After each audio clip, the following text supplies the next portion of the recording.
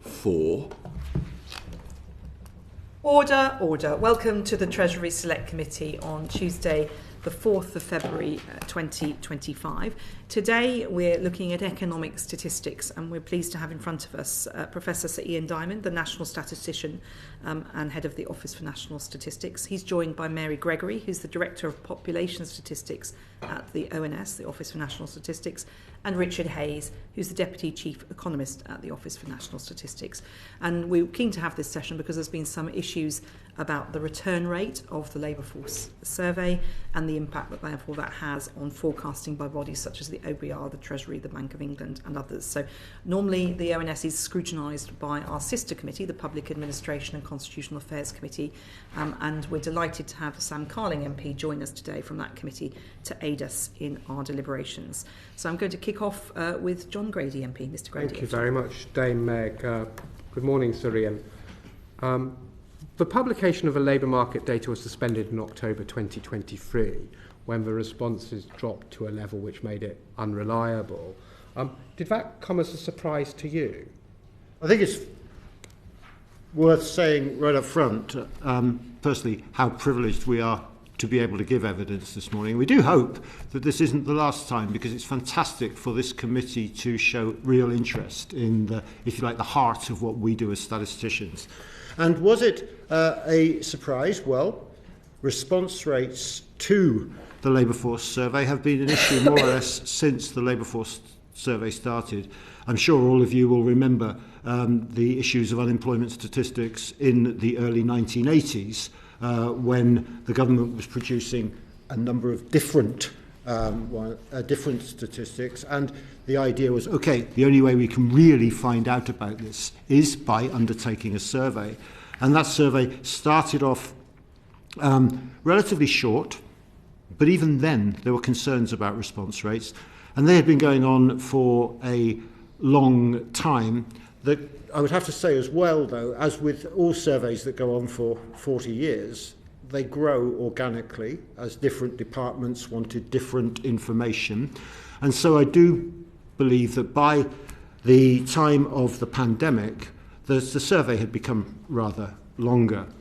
During the pandemic, we had to very quickly pivot and stop face-to-face interviewing. Clearly, during the pandemic, our interviewers couldn't go into people's houses and sit down, have a cup of tea and interview them for 45 minutes. So that we pivoted then very quickly to telephone interviewing, and we managed, with a bit of waiting, to keep things going during the pandemic. As we came out of the pandemic, John, we expected, I think, and there's always the benefit of hindsight in this, we expected that, if you like, things were going back to normal. Treasury was taking away COVID funding, people were getting out and about.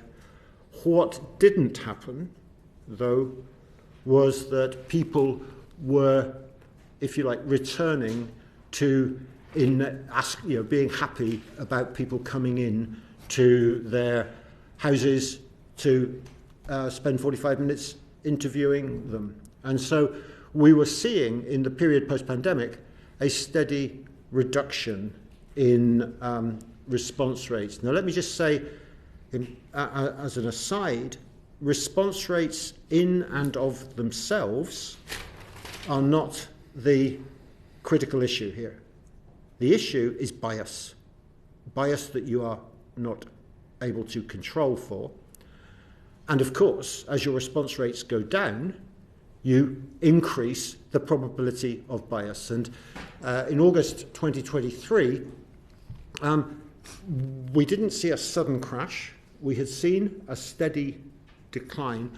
But the issue that really hit us in August 2023 was amongst young men, when our sample that we obtained of young men was, frankly, too biased towards those who were unemployed. That was why, when the analysts looked very carefully at the numbers that were coming out, had we just blindly gone and published those data, then, frankly, we would have made estimates that had too much unemployment, and that would have not been just been wrong. People would have responded, and that would have been a very, very poor place to be. What we did do was see this. Our analysts were able to look at it. We shared with our stakeholders. We all agreed, and that's why we delayed that publication and immediately put into place a recovery process.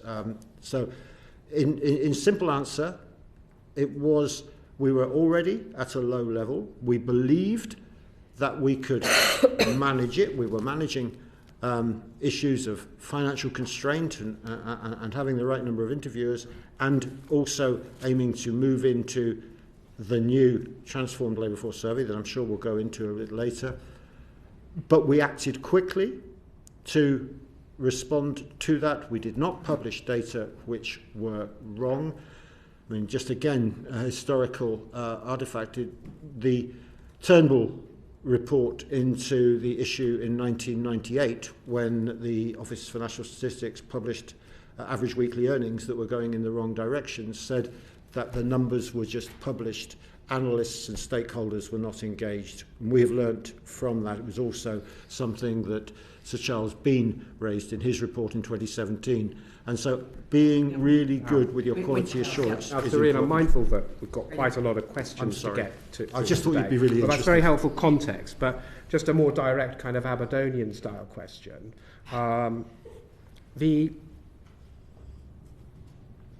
board looks at this in October 2023, but the issue comes to light in August 2023.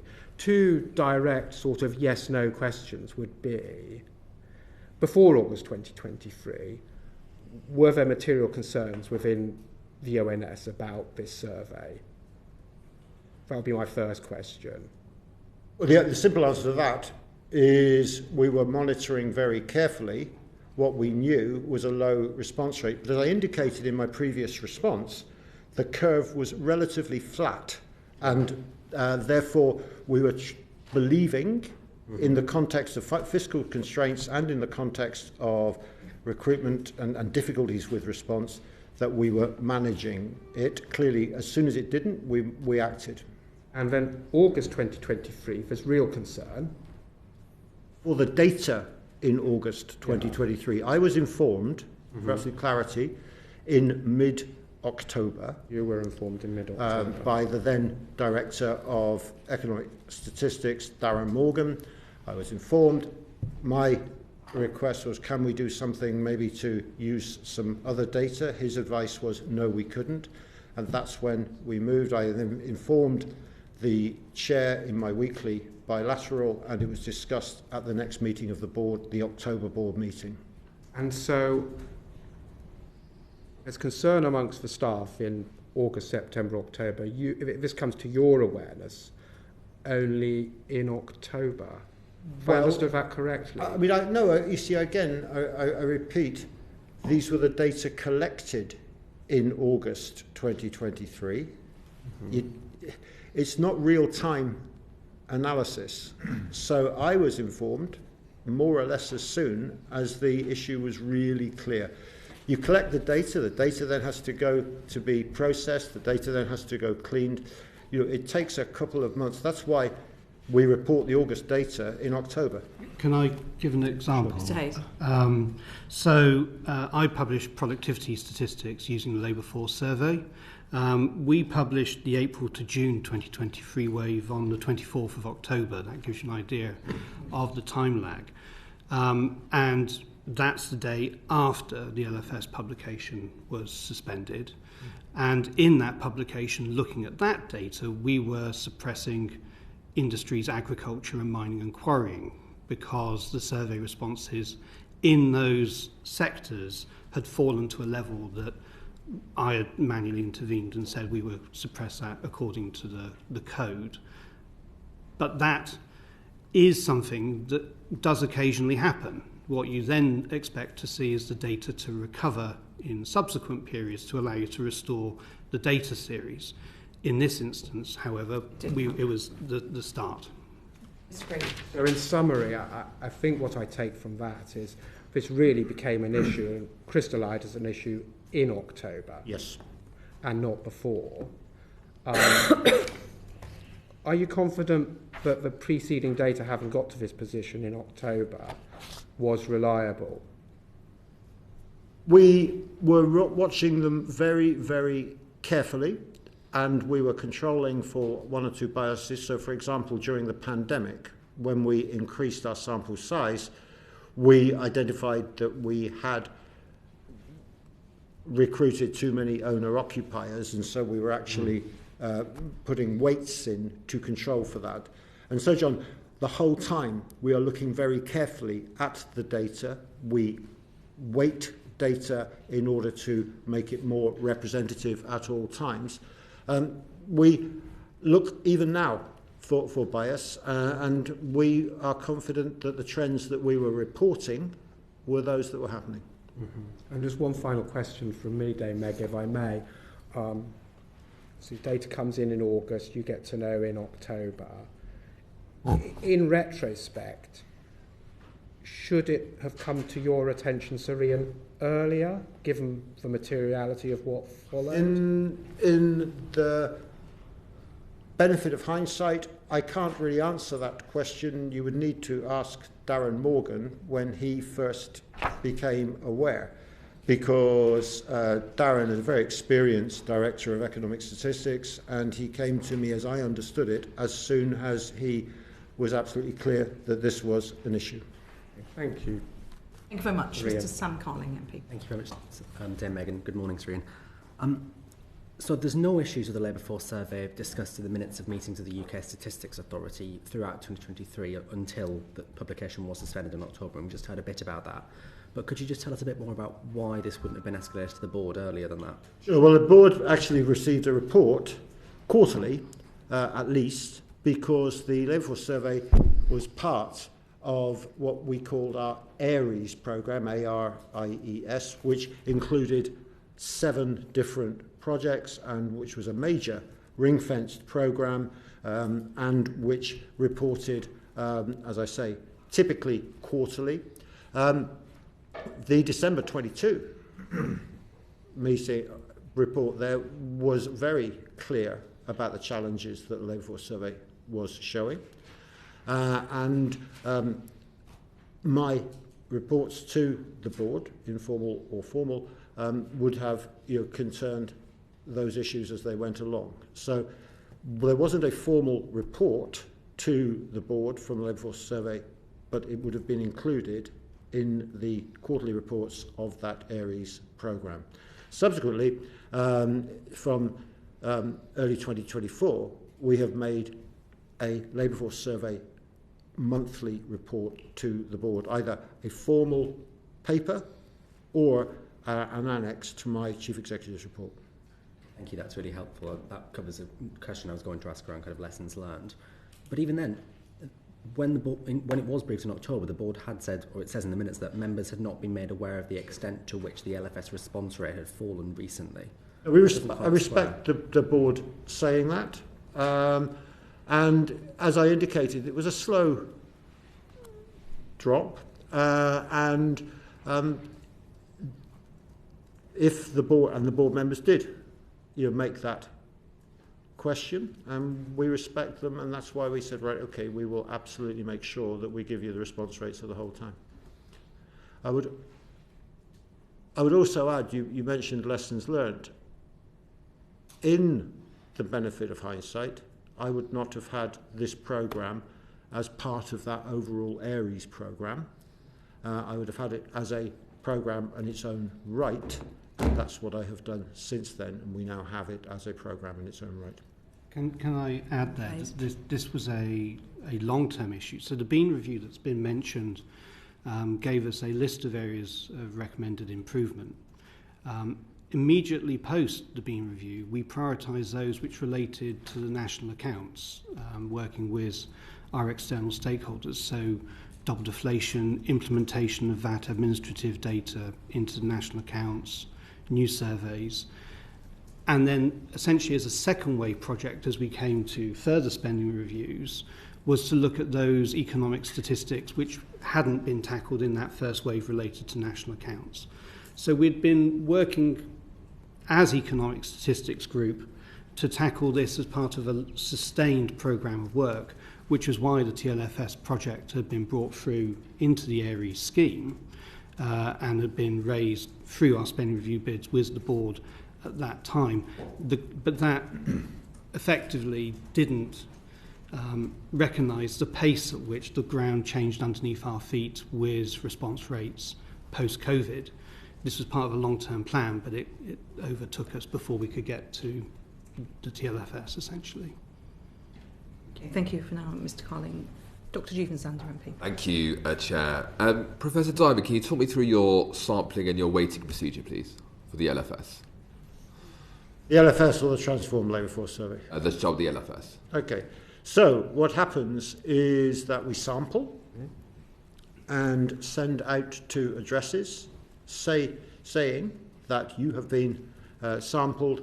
Please will you ring up and make an appointment for an interviewer to come. A little under a third of respondents do that. We then follow up to those who are... If you say we make an appointment, then clearly you get an appointment. For the remainder, we go up to 3 what we call knock to nudge, and we're doing 3,000 of those a week at the moment. People knock on the door and say, you received this letter, will you take part? We're finding very, very, very high levels of flat refusal compared with pre-pandemic issues. Indeed, our head of, if you like, survey methodology tells me that it is taking two times the level to get an interview as it would have done pre-pandemic. So once you are in the survey, you're in for 5 quarters. The reason for that, and you agree to take part of the 5 quarters, although let's be clear, there is dropout between waves. The reason for that is rightly the Bank of England and other stakeholders need both stocks and flows, and you get those flows from the repeated waves. What that means, of course, is that with that problem that I have highlighted to John Grady, you don't, and then we immediately put into place more interviewers, more action. You don't get the full benefits of it for 5 quarters. That's why our March data this year, published in May, will be what I intend the, if you like, really good labour market data. And then to pick up then on the weighting, I didn't get the weighting procedure. Oh, sorry. I apologise. We wait then to get, so you've got a sample, but that sample will not necessarily be representative of the population. So we wait using the most recent population figures to bring a sample to a population estimate. If I made the criteria by which you're weighting, what are they? What are the cells that you're using? So we're using age and sex, but I indicated in my response to Sam Culling that during the pandemic, we also brought other weights in, particularly we weighted by tenure type. And that's pretty important, you see, because you then need to make sure that you re-weight when you get new population figures, and at a time of quite rapid net migration inwards, those figures do increase, and you need to re-weight by age and sex whenever you can. And tenure. So during COVID, face-to-face surveying obviously declined quite a lot. It didn't decline, we stopped it. Sorry, you stopped it, and then you restarted in October 23. How did you change your weights during that period? Well, during the COVID period? During pandemic. Well, that's what I have indicated to you. So as we were... It's tenure, sorry, in that case. Sorry? You added tenure. Yeah. To the reason I'm asking is because in the 2020 US presidential election, we know the reason why the polls were off was because they had basically differential response rates depending upon various characteristics. So the thing I'm really trying to get at is, when you change the weights, was the weight change to reflect a differential response characteristic? And in terms of bias, were you sure you weren't picking up a certain set of people who, for example, were working at home or were out of work, etc.? You were overweighting for reasons that were pandemic related. Look, let me be clear, that's a really good question, and it's the right question. And one that we worry about enormously. And that the indication that I've given you around tenure was because it was pretty clear that the people who were saying to us, as we tried to increase our sample size during a period when we had to take face-to-face completely out and just go on, we had far too many people who were owner-occupiers.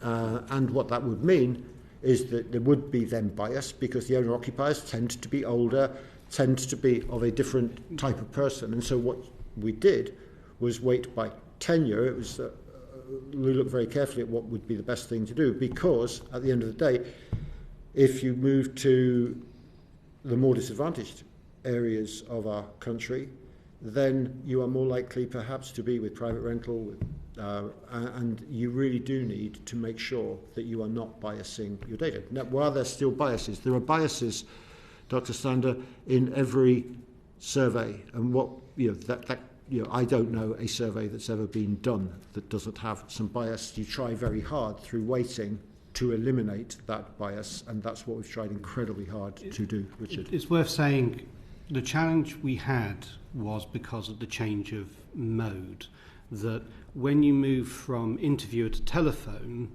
you're assuming that every house has a landline or a telephone that you get a number for. But for short tenure, there is a lower propensity to have landlines, greater reliance on mobile phones, and therefore part of the reason we made the change in weights was to account for this, the impact of this change of mode. And it's worth saying, you see, ideally, we would love there to be a telephone directory of mobile phones or a email directory. We don't have that. So all we've got is an address list to write to people, and then landlines. Nudge them. Well, we had during the pandemic. So if I was a renter who didn't have a landline, and I think lots of people around this table at home would not have a landline, you sent out letters, you nudged by telephone to only those with landlines, and so there was a whole set of people who you might have been missing. Did it ever occur to you to weight by the prevalence of a landline or something that's indicating that? Because that seems to be quite an obvious bias in the sample, right? We did try and experiment under Deputy National Statistician Ian Bell, knocking to nudge, where you didn't try to have a conversation, it's sort of knock and then can we ring you up from the car, for example. So we tried an awful lot of new innovative techniques to improve responses. We didn't use the weighting process that you proposed, no. Can I also then pick up on some of the groups that might have been harder to reach then and now? One of, I think, the big concern in this country is the rise of those who are inactive due to ill health, but particularly young people. How are you capturing young people accurately, do you think, within the labour force survey? Well, to be absolutely clear, we identified earlier than just about anyone else that increase in young people aged 18 to 24 inactive. Largely, I would say, largely sounds too big, but certainly the key one being due to mental ill health. And it was a presentation to Baroness Neville Rolfe by the then Director of Economic Statistics, Darren Morgan, which I think highlighted that earliest. We've also been very early in highlighting issues of inactivity and the flight, if I may say so, from the labour force of a large number of people post-COVID aged over 50. So I think we have really got there, and our work we put a lot of work into making sure our sample gets young people, gets people from the more disadvantaged areas. We knock to nudge much more in what we would say were disadvantaged areas than in advantaged areas. You're capturing more people who are inactive due to ill health. The question is whether or not the sample is capturing them correctly, completely, because the bias could be in either direction, right? We try very hard to recognise potential biases, and we try very hard to make sure our samples are big enough to minimise that bias, and that's why we knock to nudge much more in disadvantaged areas, and where we are really trying to make sure we get high numbers of people who are at different ages and not end up with a, shall we say, particularly high number of people of a particular age and sex. Yeah, the thing I'm worried about, basically, I think you caught onto it, right, which is the differential non-response by characteristics that are not age, sex and tenure, which means that you might be over-capturing, under-capturing certain parts of the population. You point out that renters are much harder to reach. I think we've spoken a bit about how it's much harder to reach people who don't have landlines. There are specific parts of the population that might be missed out, and similarly, the young people you're capturing who are inactive due to ill health may or may not be representative of the population as a whole. Yes, Mr. Hayes. And those long-term strategic issues are exactly where the design for the TLFS is designed to target, which has an enhanced sample size that's significantly larger, moving to a digital design which is more accessible for some of those groups. And I'm sorry, I've forgotten my third point. But yes. That's okay. You're making some really good points, if I may say so. No, you are.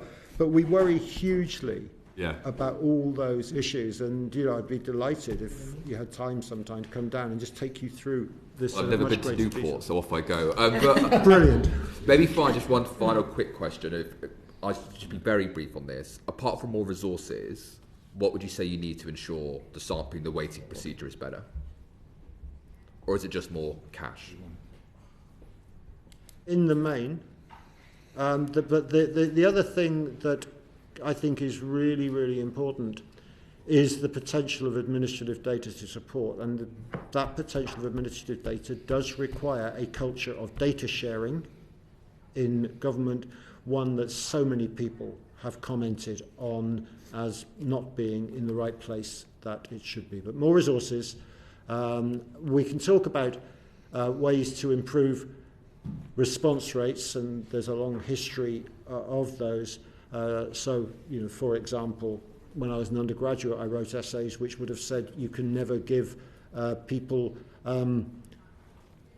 incentives to fill in your questionnaire because you could never pay them enough to make it worthwhile. Now we do it routinely because the research shows over time that that's changed. So I would also say we're researching all the time to maximise response rates. But yes, resource is what you need, as well as clear data sharing. More cash and better data. Linkage. Yes. He doesn't like that. Before I ask colleagues to come back in, I was interested in your points about landlines, and I thought it might be worth doing a quick litmus test in the room. If colleagues could tell us, put their hand up if you have a landline at home. It's a generational thing. There you go. Okay. I'm shocked.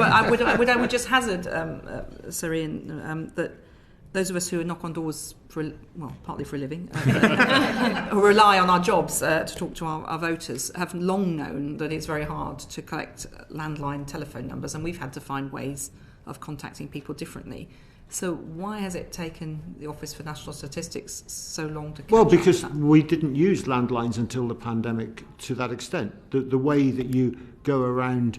It was all because landlines replaced the door multiple knocks on doors. But it was a surprise to you that people didn't have landlines? No, not at all. But when we hit the pandemic, we were faced with a challenge where we couldn't have people knocking on doors. Yeah. And we had to do what we could through writing to people. And I would have to say, as with many things that happened during the pandemic, the extent of, if you like, civic duty, rose, and we got a lot more responses than we might have expected in normal times, and I think that is something worth thinking Not about. Counterbalancing the fact that you couldn't go in 100%. person. Okay, well, we can perhaps get into that a bit more later. Ewan Young MP, briefly. Thank you, Chair. So, Ian, you mentioned that during the pandemic you found high levels of flat refusal, and it took 2 times the level of effort. That's post-pandemic. Sorry, post-pandemic to get an interview. So I was wondering if you could talk a bit more about what that 2 times the level of effort means in terms of the ONS's resources, and if you think this might be a steady state, or is it changing? Well, I think the bottom line is we have tried to increase the number of our interviewers very much, and we've increased them greatly since the pandemic. Because of the importance of the labour force survey, we transferred extra interviewers onto the labour force survey. Now that comes at a cost, which is some of the other surveys. At the same time, we are recruiting and increasing the number of overall interviewers that we have. We also increased the number of, just to increase greatly the number of households that we contacted. So we increased the contact from about 16,700 households to about 28,000 households. So, it's increased the interviewers and increased the size of the overall survey, and also increasing the extent to which people go back and knock, and that's basically what we have tried to do. We've also increased the incentive to encourage people to take part. What is this incentive?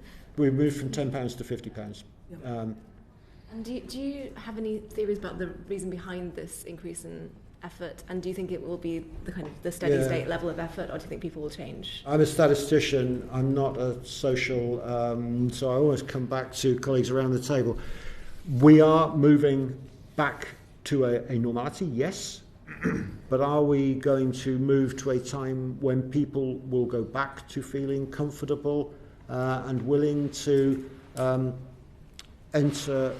have someone in for 45 minutes, cup of tea, and talk to them? We're not seeing that at any length. There are 1 or 2 other issues. While I've mentioned the difficulties of getting interviews in some of the more disadvantaged areas, not least because people are busy. I think I'd have to say that. We are also our interviewers are finding it harder in, if you like, some of the more advantaged areas where there are increasing gated communities where you can't get in. Some of the flat refusals come because of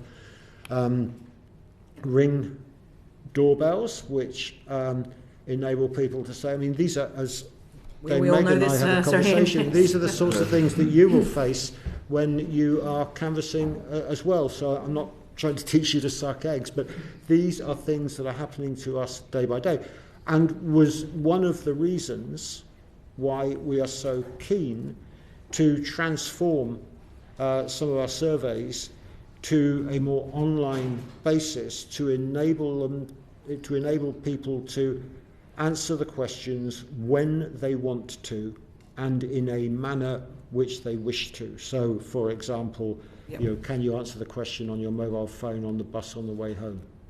Thank you. Thank you. Lola McAvoy has a quick one. Thank you, Chair. I just wanted to pick up on your confidence around the data on inactivity. So there's been a lot of concerns across every quarter, and not least for those in government, around how to tackle this problem that's come out of your statistics. And I just wanted you to explain a little bit more about your understanding of how accurate that data is around inactivity. We're very confident. They hang together against all the things that the government is facing at the moment around benefits. I was yesterday in a meeting in the Department for Work and Pensions with the Permanent Secretary there, and we were talking about this very, very subject, because in the Department of Work and Pensions, the amount of money that is going towards older people is really high. The 3 main areas, so let's just be clear, what we have reported and what we stay with is an increase in inactivity linked, not always, but quite often, to mental ill health amongst young people.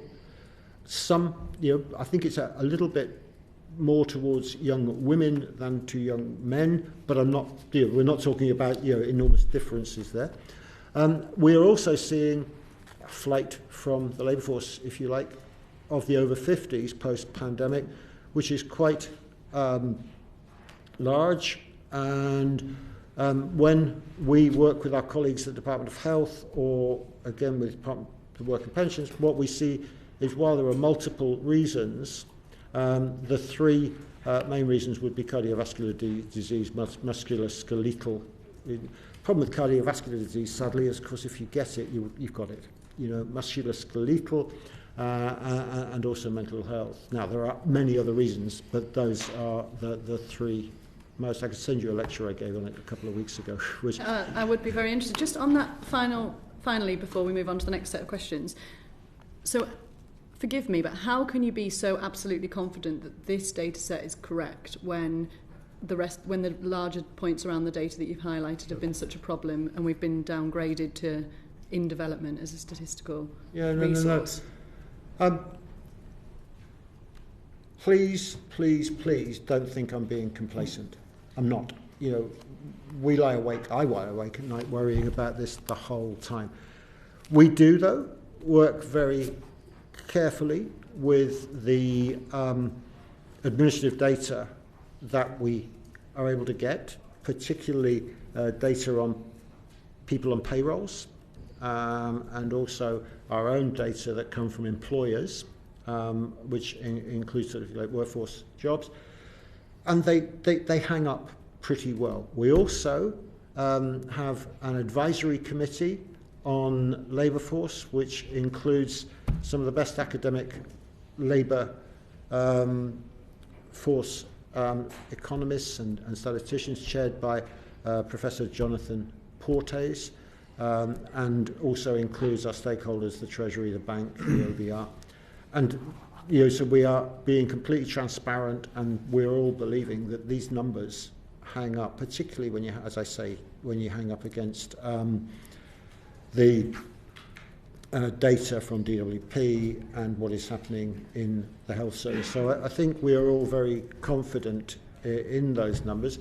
Will we be more confident in the transformed data going forward? Well, we are in a dual run, and we're working on that, and there are reasons I'm sure we might want to go into why we think that's a good way to go. Thank you very much. Sam Carling, MP. Thank you very much. So just to touch on a couple of the things that Dr. Sander was speaking about, you said that at the moment you sample and then you weight by age and sex. Presumably you're limited from stratifying the sample in advance because you don't have enough data on the people living there until you survey them. Is that a fair point? That's right. Okay, that's helpful. It does surprise me a little bit. Also, you sample, but you can't guarantee that your responses will be exactly within the stratifying factors that you're interested in. You are constrained to the responses you can get. Oh, that's a fair point.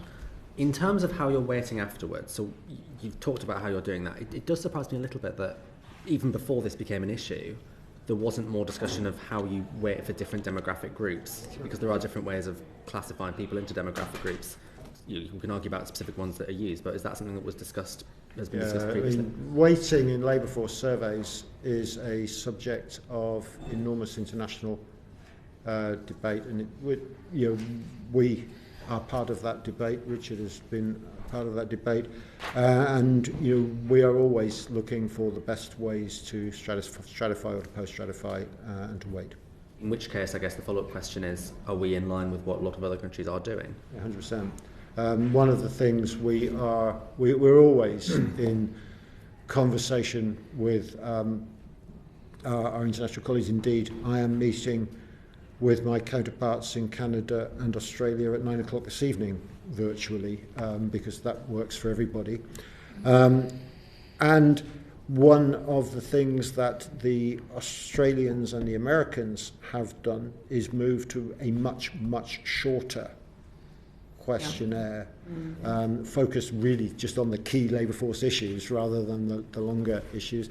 And that's where we have taken, we've worked with them to look at exactly what they're doing, and indeed that has led to us shortening our draft online questionnaire to now 6 minutes per person, so that we really are only at the first wave collecting the information that's absolutely critical to get these labour force estimates. And to go back to the example I gave to Lola McAvoy, that we want people to be able to, for example, fill in the questionnaire on the bus on the way home on their mobile phone, if that is the best way for them to be able to support us. Mr. Carling. Well, that's really helpful. And just continuing on the theme of international collaboration, the decline in our response rate has been much worse than equivalent surveys in other countries. So do we have much indication as to why that is? There are multiple reasons. Some would say that although they've had a decline, it is mandatory in Australia. Some would say that our decline was because we had the longer questionnaire for a longer time. There is also cultural factors, as to whether you respond to government in a way that perhaps over a period of time we eased off. And I do come back to the point that I made, that we did experience post-COVID certainly a slower than we, to be honest, expected return to answering questions. So that's why we've had to get more interviewers, and we're back now at a much higher level previously. I'd have to say that just last week we held our first ever statistics assembly for stakeholders. 600 people came, and at the session on labour force, one of the country's leading labour statisticians said, look, these data, when we bring together the administrative data, the labour force data, everything else, then he actually said, and this is reported to me, so I was not in the room, so let me stress that it's as reported to me. You were there. He said it was 2008. I understand that he feels that that's where we are at now, which is good news. Mr. Carling? I think that's one of some questions around the TLFS, but I think we're going to come to that later. Come to that. Okay, great. I'll hold my questions. Mr. Dean, did you want to come in? Thank you. Just to return to Ms McAvoy's points earlier when she was asking about the confidence in your data around inactivity, you referred to, I think, the sort of data backing up around incapacity benefits and your conversation with DWP. John Byrne Murdoch looked at this in Financial Times, and he said that in country after country, all the studies show that the alignment is more to do with changes in incentives and stringency of benefits rules rather than any direct link to people's health. And then furthermore, you're probably aware of the Resolution Foundation's analysis, where they have said that actually they think there's been a sharper bounce back from inactivity from the pandemic than your data shows. So can you explain to us the discrepancy between what your findings are and what the Resolution Foundation's findings are with their administrative data approach? Let me just say I really love John Byrne Murdoch's work. It's absolutely brilliant. But he's there making a comment. I don't comment, I look at numbers. With regards to the Resolution Foundation published in, I think, November of 2024. What they may or may not have been aware of was that we, in December of 2024, were going to produce what I would call rebased estimates using the latest population data, which, because of net migration, were bigger. The Resolution Foundation had access to those data. They had access to those data, entirely reasonably, and so they used them before we brought them out. So that when they produced their data, they were using a different population base to the one that at that time we were using. It's a bit like trying to compare Torquay United with Manchester City. It's not a very sensible comparison. And so we would not, it's not a sensible comparison.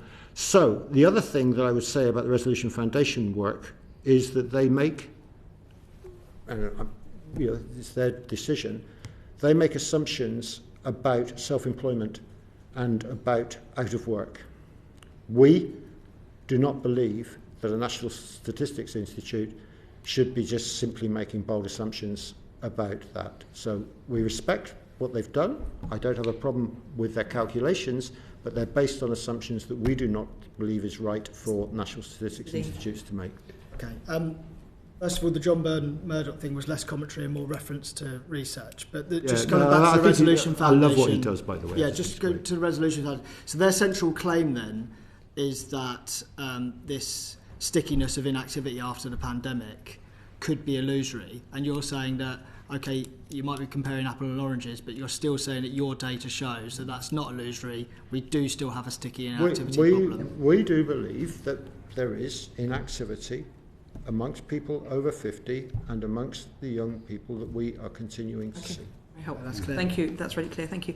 I just wanted to pick up a couple of quick points. One about safeguarding. In the old regime, you'd send someone round, you say they sit for 45 minutes having a cup of tea, and we all have to deal with safeguarding issues. If you talk to other people who do home visits, rare is it? It's relatively rare now for people to go on their own. Perhaps midwives do, but a lot of people aren't lone workers now. Is that a consideration in home visits? We do worry about safeguarding. Our interviewers all have emergency. Okay, so but they still go on their own. So Yes. you're not having to double up for that reason. Okay, so you still have single home visits. Just checking. And I just wanted to pick up on you. A number of times have mentioned Darren Morgan, your former head of economic statistics. It's quite unusual to mention somebody, not you can't answer. You say we need to ask him those questions. He's not in front of us, and you are. And he did leave, I think, about a year ago from the ONS. Has he? Why did he leave? His retirement was he took a judgment that he spoke to me, and I can only report what he told me, which was that he had decided that it was he could afford to retire. He could afford to retire. He chose to retire. He wanted to spend more time. Well, I don't need to go to we don't need to have the whole personal conversation laid out. Just he retired. Let me be clear. I was very disappointed that he did, and let me be clear as well that I did try to persuade him not to, because I think he was a very valued. Has he been replaced? Yes. Okay. By a person called Liz McEwen, who is doing a great job and who has led she led two things. She's led all our media work, so you may have heard her on many occasions on the radio, and she has also led all our stakeholder work extremely brilliantly, I believe. Again, that is not to underestimate the work she does day in, day out, looking at the numbers. Okay, so I think Darren Morgan does have another job there, so he retired. Did he retire? He has taken, as I understand it, he has got a part-time job as the external affairs person for the Economic Statistics Centre of Excellence. Okay, so did he? So he went of his own volition. There was no conversation between you and him. 100%. Let me repeat. It's just that you've mentioned him a number of times. I mentioned it twice because it seemed to me. That he would have known things, but he knew things that you didn't know. So I'm just wondering if there's in there an implicit suggestion that you think he should have been telling you things that he wasn't. No, not at all. Okay, just wanted to be clear for the record. I'm really sorry. I was just making it very clear. Because he's not in the room to ask. I knew when he told me. Yeah. And as I said. You're not suggesting that he should have told you sooner, or it would just be really clear. Not at all. And let me be very clear. I tried as hard as I could to persuade him not to go. I found him a very excellent colleague and one who, if he were to walk in. I feel that as he was mentioned, it's important just to get clear. No. This is a really, really talented statistician who I was sorry to leave. Okay. And do you think that, in retrospect, that you should have been? I think you touched on this before, but that you should have been more curious about the day-to-day activity of the head of economics, what they were finding, and that's a really, really good question. We're producing 700 outputs a year. I have personally what I believe to be a brilliant group of deputies, and they have a brilliant group of directors. I am very, very confident in everyone. As a national statistician, you can only lean in. Is there a process or system in place that if one of your excellent deputies finds that there's an issue with the data sets, I mean, Mr. Hayes gave an example, for instance, about how you suppress data at certain points, is there a point at which that triggers a report to you or to the board? Well, there isn't an algorithm, but there is a judgment, and there have been many occasions. Mary Gregory, sitting next to me, came to me about some migration statistics in, I would say, late October last year, and said, Ian, need a meeting. The conversation that I've already had with Dr. Sander about weighting by tenure. Jonathan Athow, who was then the Deputy National So just to be clear, there's a judgment issue that people make on a professional level, exactly. and you're confident that there is a judgment issue. I do show interest, don't get me wrong, and I'm always asking, Richard and I meet and talk about productivity statistics on a regular basis, but I do rely on people raising issues, and we have a culture. I was just asking about the process. There is a system. There is proportionality. So Ian has a deputy head of the statistics profession. So if so on productivity, I will publish several hundred lines of data to accompany an article going into division or region, these sorts of things. So if I've got a detailed issue, I take it to the deputy head of profession, who then reports back to Ian at a collective level. But for more substantive conversations, they're escalated via the line management chain. And people, we have a culture. I start most of our team meetings with it's Speak Up Day and Speak Up Week and Speak Up Month. Because we have a culture that you must feel comfortable to speak up. It's incredibly important. That's very heartening. Well, can I then move on to the transformed labour force survey? Because obviously this has been incredibly delayed. And what's, I think, critical here, that up to April 24, your updates were saying that the transition was still being planned for July of that year. And it wasn't, and then in December that year, it pushed back to 2027. I know you had the external reviews, but can you just explain in short order the simple reasons for that delay? Number one, we still believed, and it was the original plan as a result of certainly partly fiscal constraints, that we would dual run for 2 quarters. And that led to the decision that if all went well, then we would run for 2 quarters and transfer fully in July or September 2024. A number of things happened. Firstly, I commissioned a review of the Chambers-Brown review. Chambers-Brown review. They did a really good review. They commended the design, which I think is important, but their recommendation, which I then received again from Hugh Pill, the the chief economist of the Bank of England, when I went for a conversation with him, was that actually they wanted 4 quarters of dual running because of the seasonality in labour force. If you don't do 4 quarters, then you can't look at that seasonality so effectively.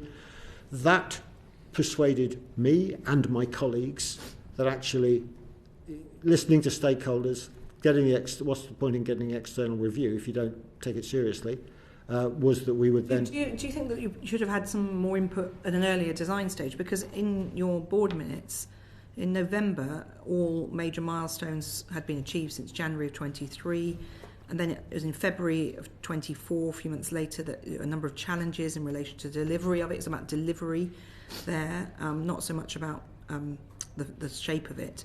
But then it was external review that started changing. Do you think that you were late getting that input externally? Well, I think we believed that the survey was going well, and the design was going well. I think it is a really good design. That hasn't really changed. The issue was, and you only really know it when you go fully out into the field, that we had one or two challenges with some of the questions. Most notably, initially we had some challenges with self-employment. We've also had some challenges with disability, but most importantly, we've had some challenges with occupation.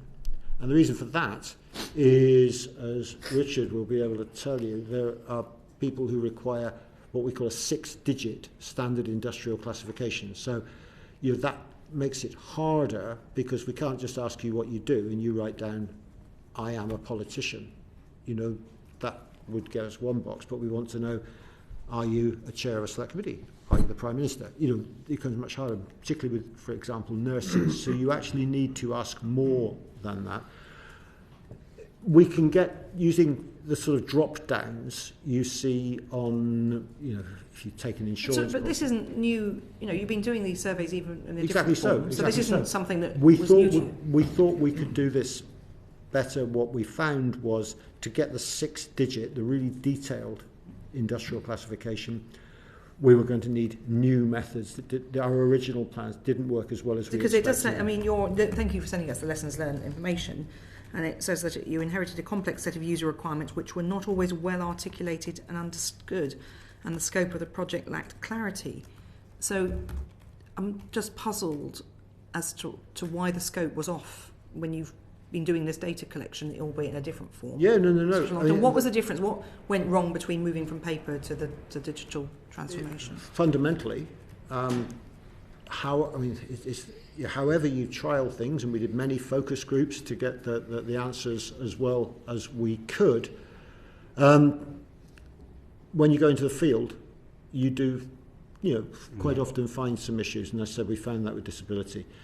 The occupation one, perhaps it wasn't as defined as we wanted it to, and that's why we've worked really hard to, rather than just trying to get ever more complex drop-downs, we've actually started to use artificial intelligence, and that's working very well in trials. And we also took the opportunity to shorten the questionnaire even more, and that's working very well. That's the 6-minute on the bus. Yes, that's right. Yeah, okay. And so in summary, it's not ideal that things don't work right first time, but when you do surveys, they really do, which is why we do, it's only when you go into the field, you absolutely see what the challenges are. I would say that the reports that I'm getting at the moment, and I look at them very carefully, I'm leaning in a lot, are looking pretty good. I'm hoping we're going to take a decision on the future of the Transformed Labour Force Survey on the 3rd of March. I am hoping that will include that we will publish a paper showing some of these results. Okay. And when will that paper be published? Well, on the 3rd of March, or is it? No. The 3rd of March is the decision. There's a go, no go, and a decision. It is a team decision. I think from what I am seeing, that'll be at the board, basically. Sorry? A board level decision. It is a decision that on the 3rd of March will be taken by the executive and then taken to the March board meeting. I'm hoping what we've done with our prices data, where we were also in a dual run, is publish papers which show the numbers and explain the difference, because we want our stakeholders to know. That's what I'm hoping to do. And you've got parallel running, obviously. When the current scheduled date, according to your December update, is 2027, and that will be switching off the. No, what I said. Can you explain what that will mean? Yeah, sure. What I said to you in that letter was it is my intention, if at all possible, to do this early. Yeah. I am still of that intention. Let me be clear about that.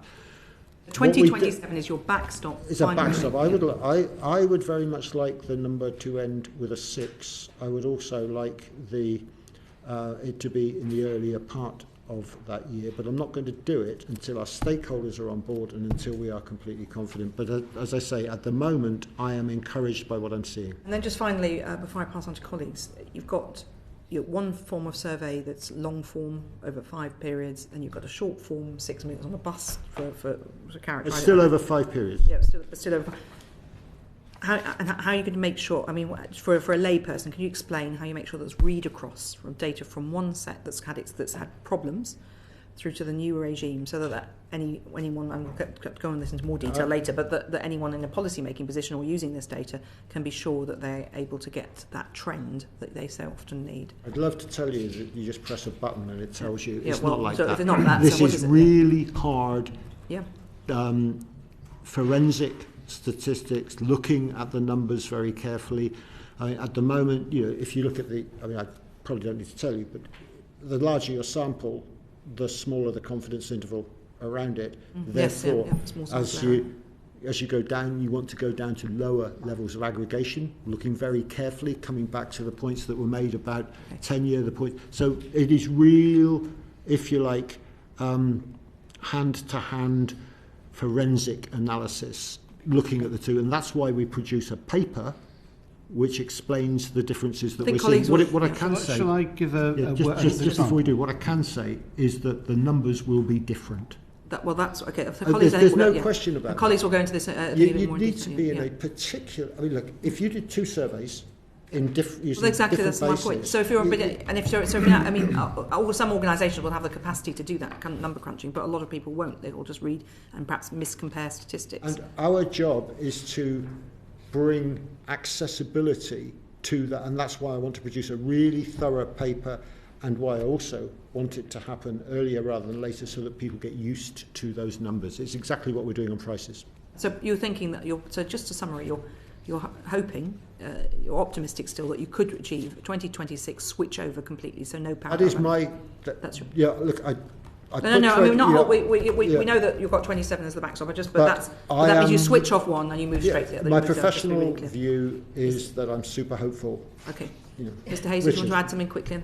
Yes, so take the concept of actual hours worked. So this is your usual hours minus holiday plus overtime, these sorts of things. Now, with the move to the digital survey, we used to have to make adjustments for people who were on holiday because they weren't available to answer the face-to-face question. They can now answer the survey on their phone on the beach in the Caribbean if they want to, which means the number of people actually physically reporting they are on holiday in the reference week has changed.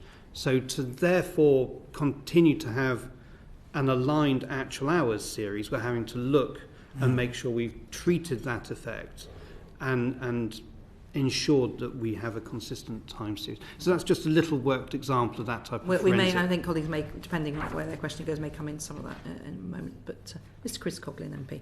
Thank you. I need to just ask a follow-up on some of Mr. Dean's points, if that's right, just because it's a fundamental issue about whether the UK does or does not have a chronic long-term health problem in the labour force. And if I'm right in understanding, you're very confident that it does, not only because of the robustness of your methodology and data collection, but also because you're seeing it in incapacity benefit data and NHS data, if that's correct. So you can discount, arguably you could discount the incapacity benefit data, according to John Murdoch-Brown, because potentially there's a correlation between changes in incapacity benefit data and long-term health issues. But are you saying you can't discount the NHS data because that proves it's real? Well, we use the NHS data again. Look, I mean, there's no right answer here that we can just say there's the answer. That's why we look against all of the sources of information that we can. Yeah. And what we are seeing in consistent surveys, remember it's not one survey, it's across different waves with different people, and large sample sizes still. We are continually seeing this as a factor of the post-COVID years in our country. We have estimated the exit from the workforce of the over 50s as approaching 500,000. I have not seen any information that leads me to discount that. Okay. Can I just come in on that point? So just members of the Monetary Policy Committee have highlighted to us that seasonally adjusted data flows in and out of employment are still suspended due to problems with the weighting. Is that still the case? doesn't that affect what we're talking about on this point of analysing inactivity? Well, what we are doing is, I mean, I wouldn't say it if. I think that's what we're trying to get at. Yeah, You're exactly saying something so. that's very different to what we've heard from everybody else. We have.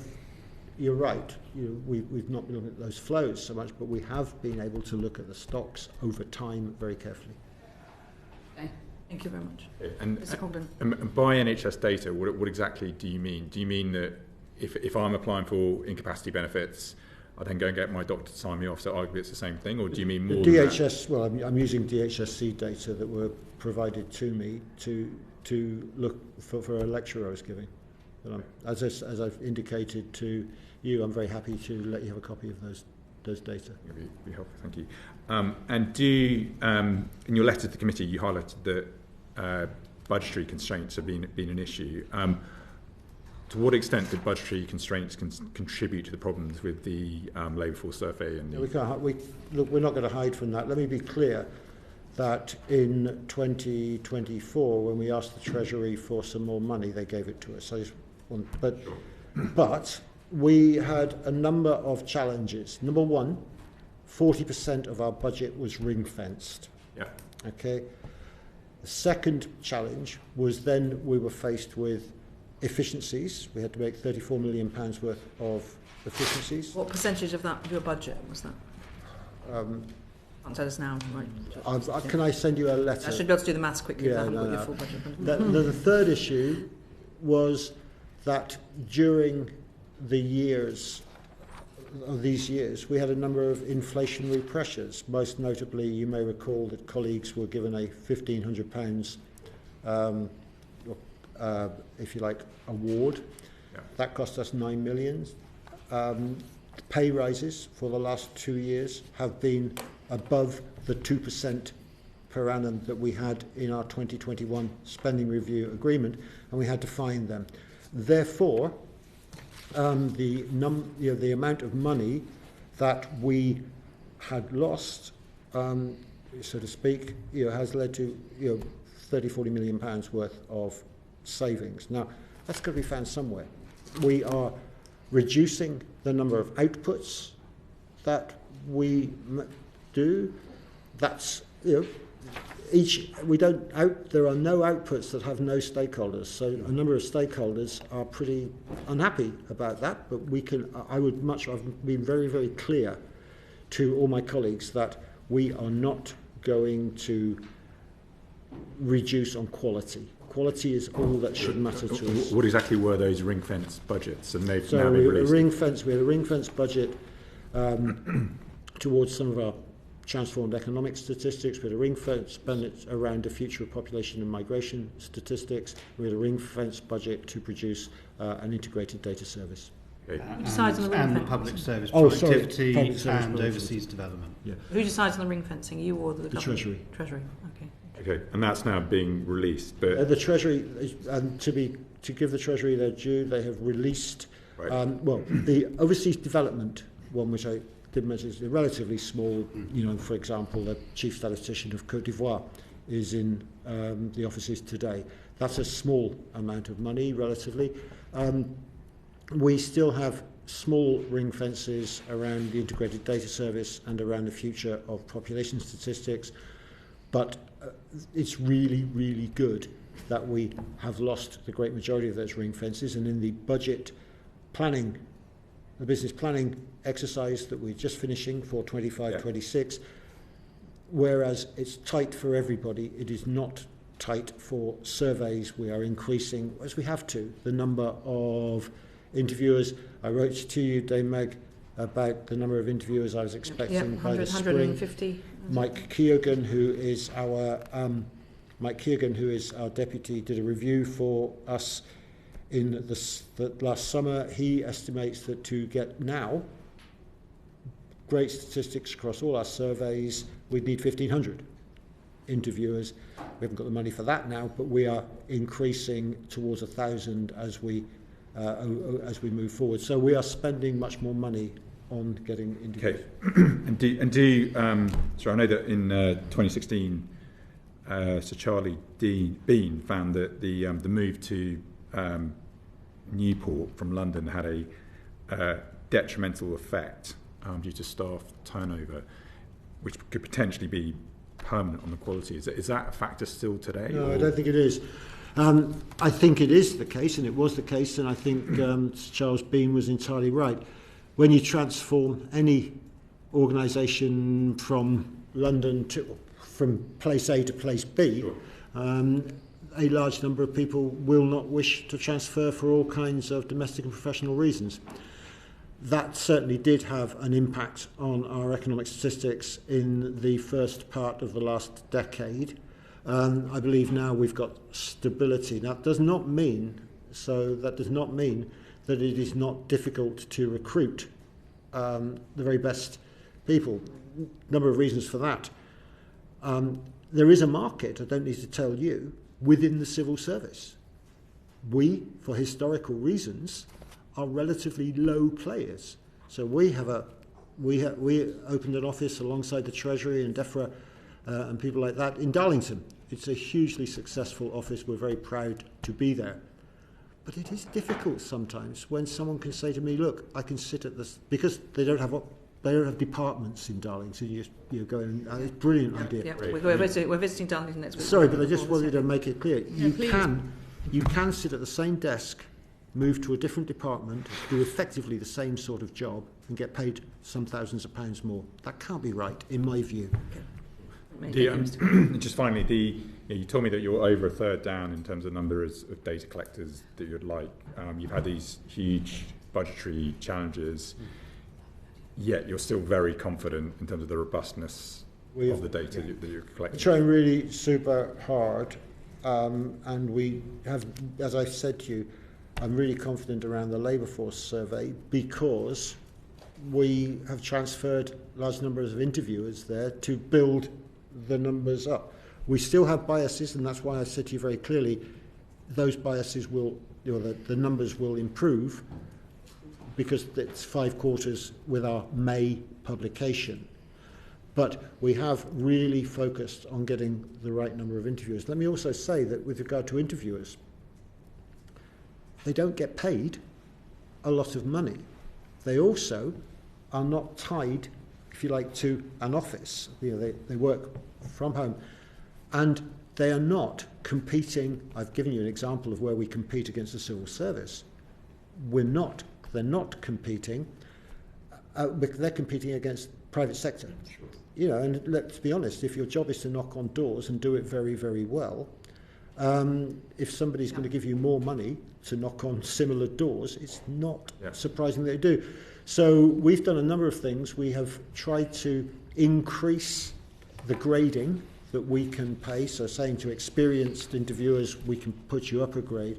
We also have a pay request in with the Treasury at the moment that I'm hopeful they will be positive about, which will again enable us to incentivise, to pay some more money to our interviewers, because frankly that's what we need to do to maintain the very best interviewers. And to come back to the question that you raised and that Lola McAvoy raised, we are also seeing, not just ill health as a reason for people leaving the labour force, and that impacts on us because some of our very best interviewers tend to be people who've maybe had a career in the police or had a career in the military or something like that, and we are then offering part-time employment with 21 hours a week, which, if you like, boosts their pension. Those people are perhaps choosing with less, but they're brilliant interviewers, but not all of them have come back to the labour force we have observed after the pandemic. Okay, thank you. Thank you, Mr. Coghlan. Mr. Bobby Dean, MP. Thank you, Chair. First of all, it's an interesting idea for politicians that we might knock on doors for the highest bidder, but that's a separate point. Talk a little bit... talking about some of the other surveys out there as well. In December, we got news that I think 14 further data sets from the annual population survey have effectively been downgraded in terms of their status. Can you tell us what the timetable is for those APS-derived data sets?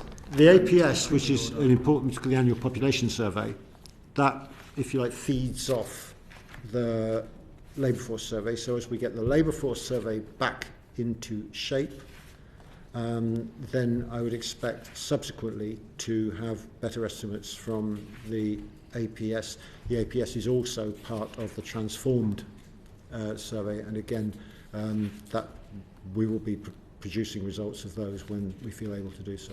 Just to be really clear, the problems being experienced there are exactly the same problems, the same impacts, that we're trying to address them in the same way. And so, if I could also clarify, you talked about getting more interviewers onto the labour force survey. That will also benefit this. It's not going to be sort of a zero-sum game between different surveys. Initially, when we first responded, yes, it was. Right. But we have immediately introduced it. Almost like we were initially, of course, faced with headcount, and I went, so we were managing that as well. But we have increased greatly the number of interviewers. We are moving to work with an agency to provide more interviewers to enable us to stabilise all our surveys by getting more interviewers onto more surveys.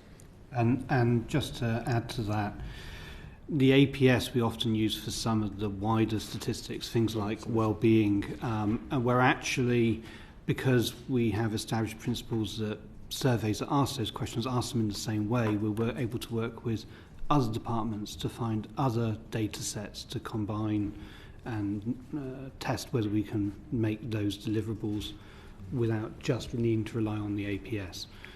That requires certain data requirements, standards to be hit, but it's something we're exploring as well. And we're also, the APS will be reweighted. In fact, we were talking about that yesterday, Mary and I, using new subnational population projections, I hope, later this summer. And just finally, you mentioned before about, and I joked about it at the beginning, about the competition in the private sector. So are you finding that the problems that you're experiencing in data collection are also happening in the private sector, or do you think that public sector data collection is particularly being affected because of the competition faced by the private sector? No. Well, everybody's experiencing challenges. I met the chair of the National Centre for Social Research just a couple of weeks ago, and he was very concerned about response rates. So we are clear that this is a national and international challenge. As I indicated, though, we have a problem that we cannot just say, right, we'll increase the wage rates, and that presents us with real problems in recruitment, those that I'm hoping that we're overcoming now. Thank you very much, Mr. Dean. Lola McAvoy, MP. Thank you, Chair. Firstly, I'd like to say, as the Darlington MP, I applaud your advocacy for higher wages. Darlington a lovely place? It's a wonderful place. Really, I've never been there. It's a local campaign. Thank you for advocating for my hard-working constituents who do deserve higher wages. On the point of the impact of the problems with LFS, I'm concerned, and I know the committee's concerned, about the wider impact this has on other really crucial surveys which are used to work out things like GDP. So we've got the living cost and food survey, which we know is really important, and I know that you've made some changes to that. I just wanted you to take the committee through what you've done to what you can do to reassure us that that survey is as tight as possible. Yeah, no. Well, in April of last year, so that's April 2024, we boosted the sample on the living costs and food survey to address the challenge of failing numbers of interviews, and that was really successful in increasing them by one third between quarter 1 and quarter 3 of last year.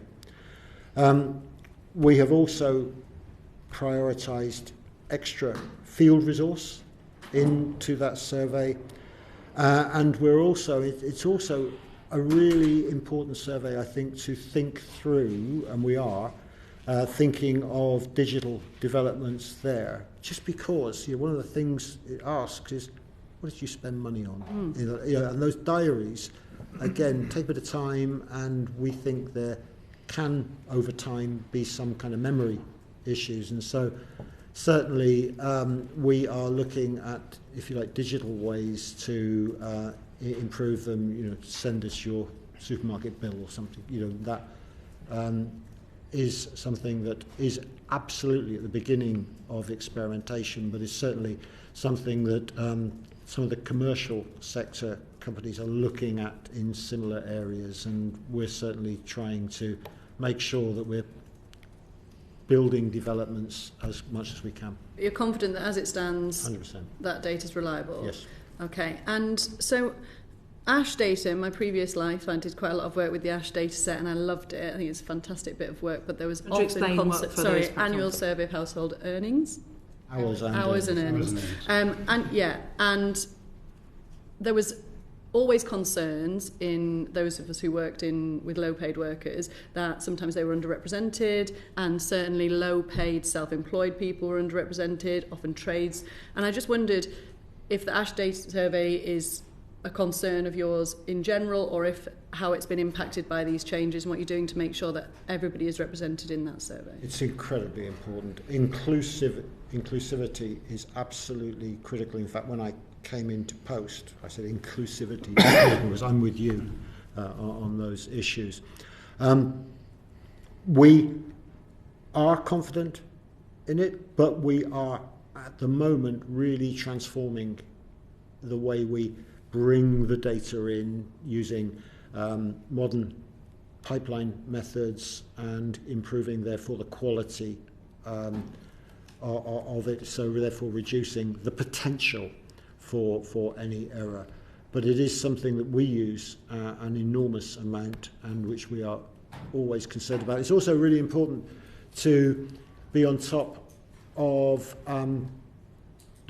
who is responding, because you only need a very big company not to respond, and you get those biases. So we are looking the whole time and making and imputing if that happens, while working with, particularly we have a large client unit which works closely with the larger and more complex industries to make sure that we're not missing anything. Do you want to add anything? Okay. We are also, one of the things we have established over the last 10 years or so is the Economic Statistics Centre of Excellence, which gives us a researcher base who are continually looking and exploring where there are issues arising that we need to begin to think about.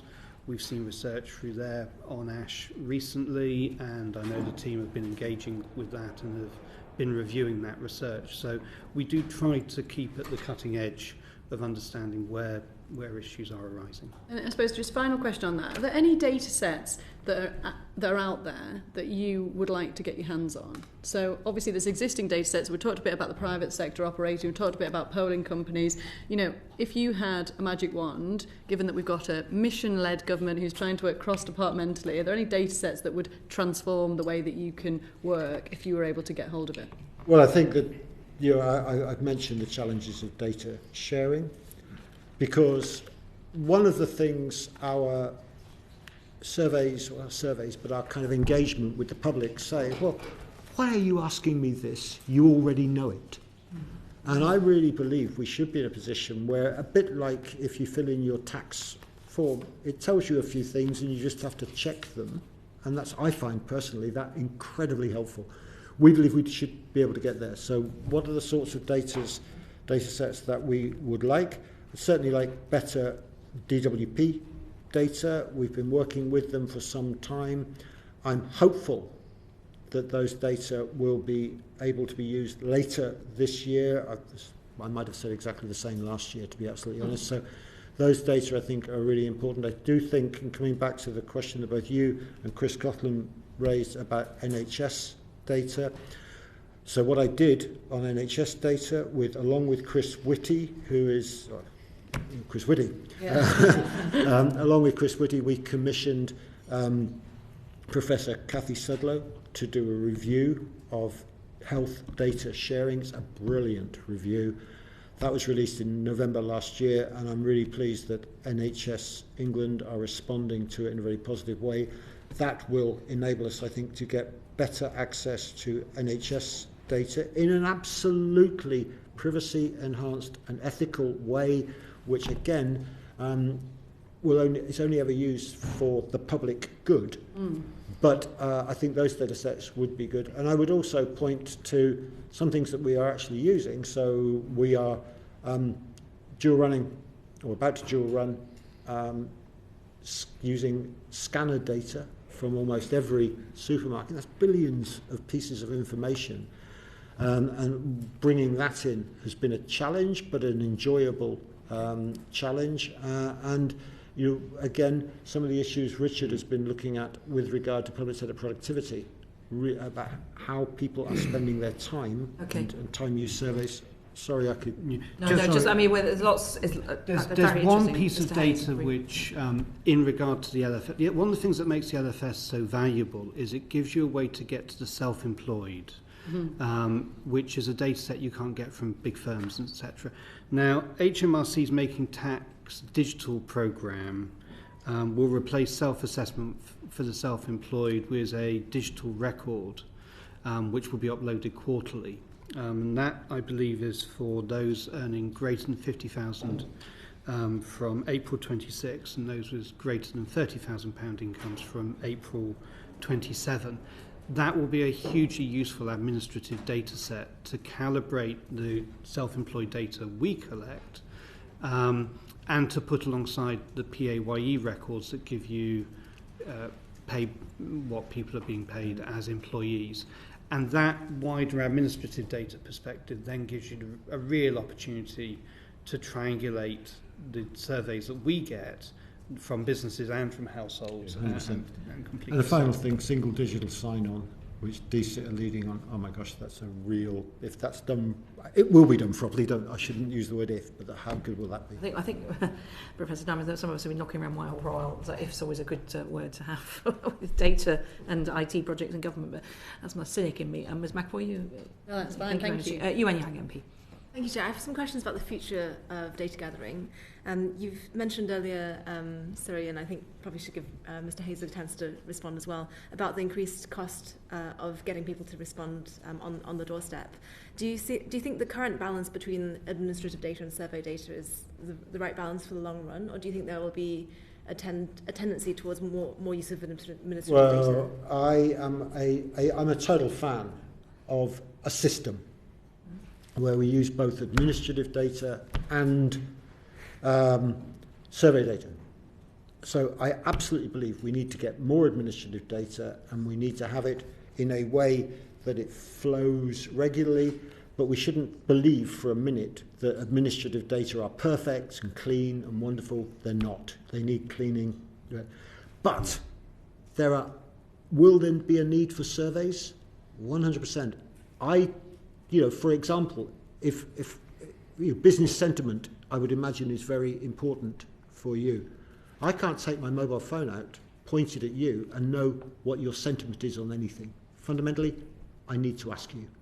And there are many things, I believe, that we will always need to ask people to get their views on, and to find out what they are doing, and therefore a system is critical. Richard, what do you think? Mr. Hayes. The national accounts are produced by all countries in line with a manual which is called the System for National Accounts. This comes up for a once every 15-year revision. Serena and I will be in New York to sign off the latest changes in March of this year. So the new SNA 2025 revision will be a substantial step forward in that manual. Within that is a chapter which looks at development of something that's called labour accounts. So at the moment we use individual surveys like the Labour Force survey to give us our best estimate from one source of these data. Labour accounts are designed to bring together multiple data sets to allow you to triangulate in the same way that we balance between production, output and income on the national accounts. We will be balancing between administrative, business and household data around our perspective of the labour market. The Australians have a model of this that they already run, and we can provide you some more information on that if that would be helpful. Do you feel, and from the budgetary pressures you were describing earlier, that in the longer run there will be a tendency towards fewer interviewers than you have right now? Do you see there to be a tension there? My own view is that we will continue to make sure that we reduce the number of surveys to an optimal number, but we will still need interviewers. I do not see us having fewer interviewers in the long run at the moment until, as I say, we can find ways to know what's going on without asking people, and so yes, we will move things online, yes, we will use administrative data, but I still believe there is going to be real need to talk to people, if not face-to-face, certainly telephone interviewing as well. Just to be clear, some of the data sets, or even some of the variables that you currently gather from survey data, is there no plan at present to move from using survey data for those variables to administrative data? No, all the time. Let me be clear. All the time we're looking at ways to use administrative sources. That was the point I made. What I'm trying to ask is, are you planning to use administrative data to replace some survey data sources? Well, at the moment, I would say to the point I made, to, if you like, accompany sources. So in other words, we'll tell you what we know, and then we have to ask you fewer questions. Mm-hmm. But I'm not seeing enormous numbers of areas where we will stop doing things in economic statistics. Totally, but we need to boost them with administrative. And the other point I would just make. Areas? Sorry? You mentioned there are not enormous areas where you'll stop, but are there some areas? Well, some areas. I do think we can do.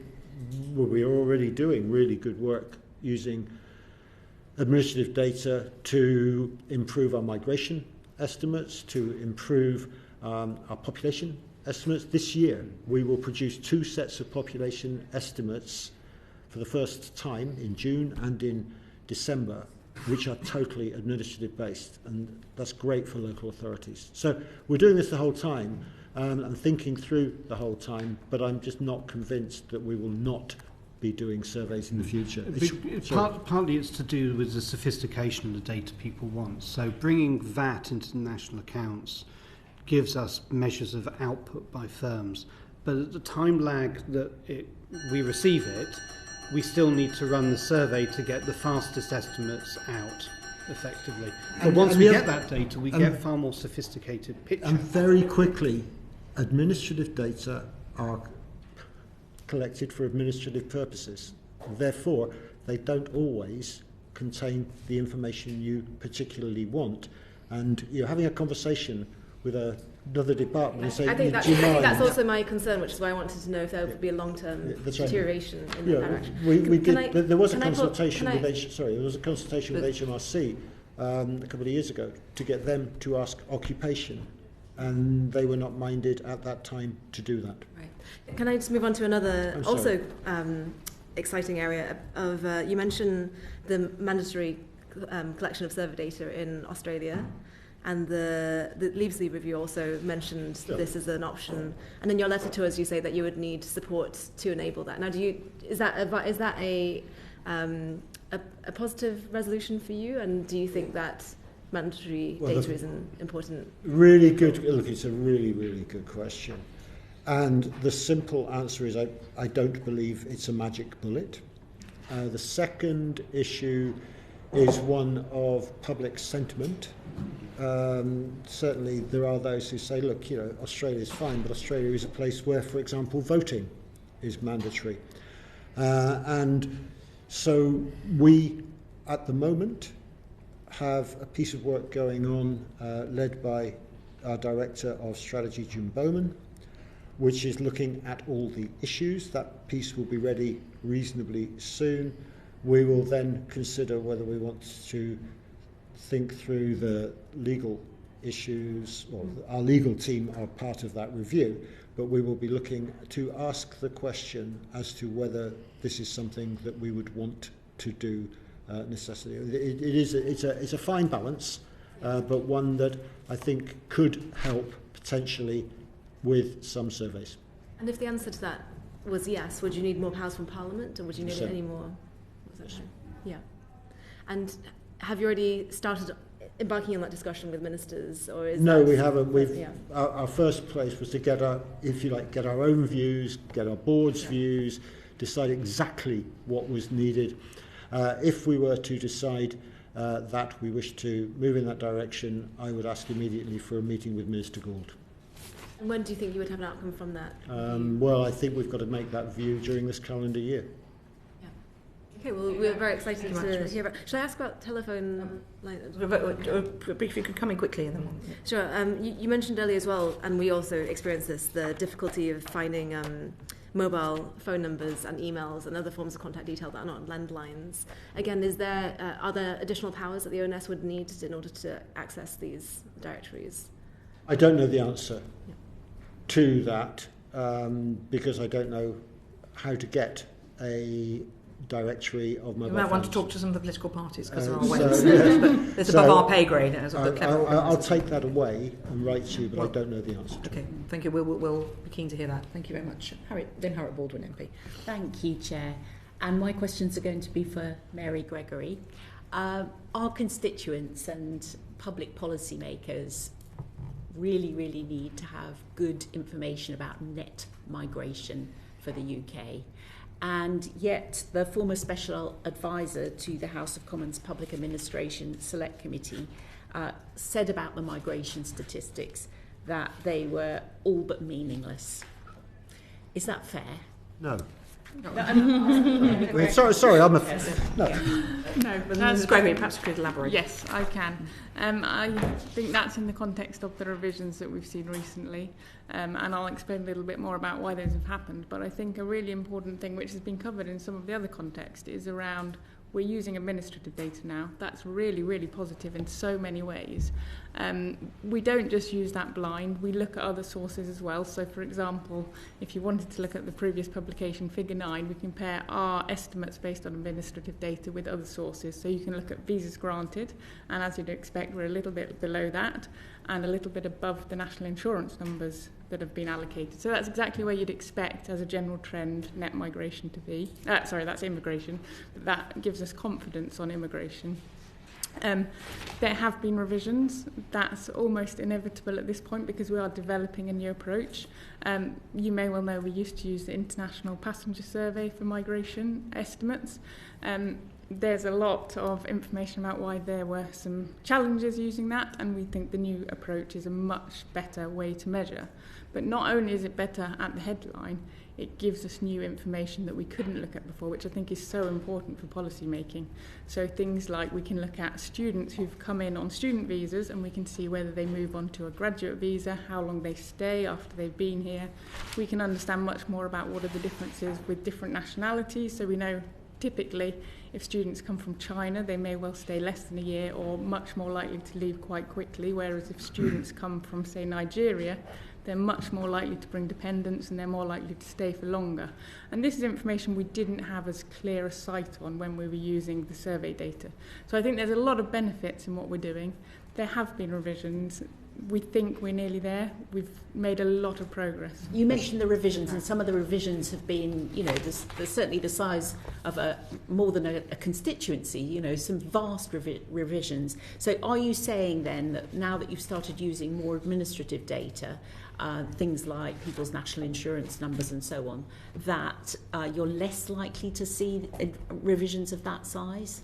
So the revisions have happened as we've improved the way we're using administrative data. So we've talked a bit about how in an ideal world you would have run the old methods and the new methods in combination. We didn't have that luxury in migration. We stopped using the International Passenger Survey at the beginning of the pandemic and moved very quickly to the administrative data. So we've been developing that as we've been publishing the estimates. We've been doing it in flight. Exactly. So we've said they are statistics in development, which is what you've heard with the LFS. We think we're very close to not needing to be in development, and we hope by the end of this year we will meet the standards of accredited official statistics, and we will then ask the Office for Statistics Regulation to accredit our statistics, and it'll obviously be up to them if they choose to do so.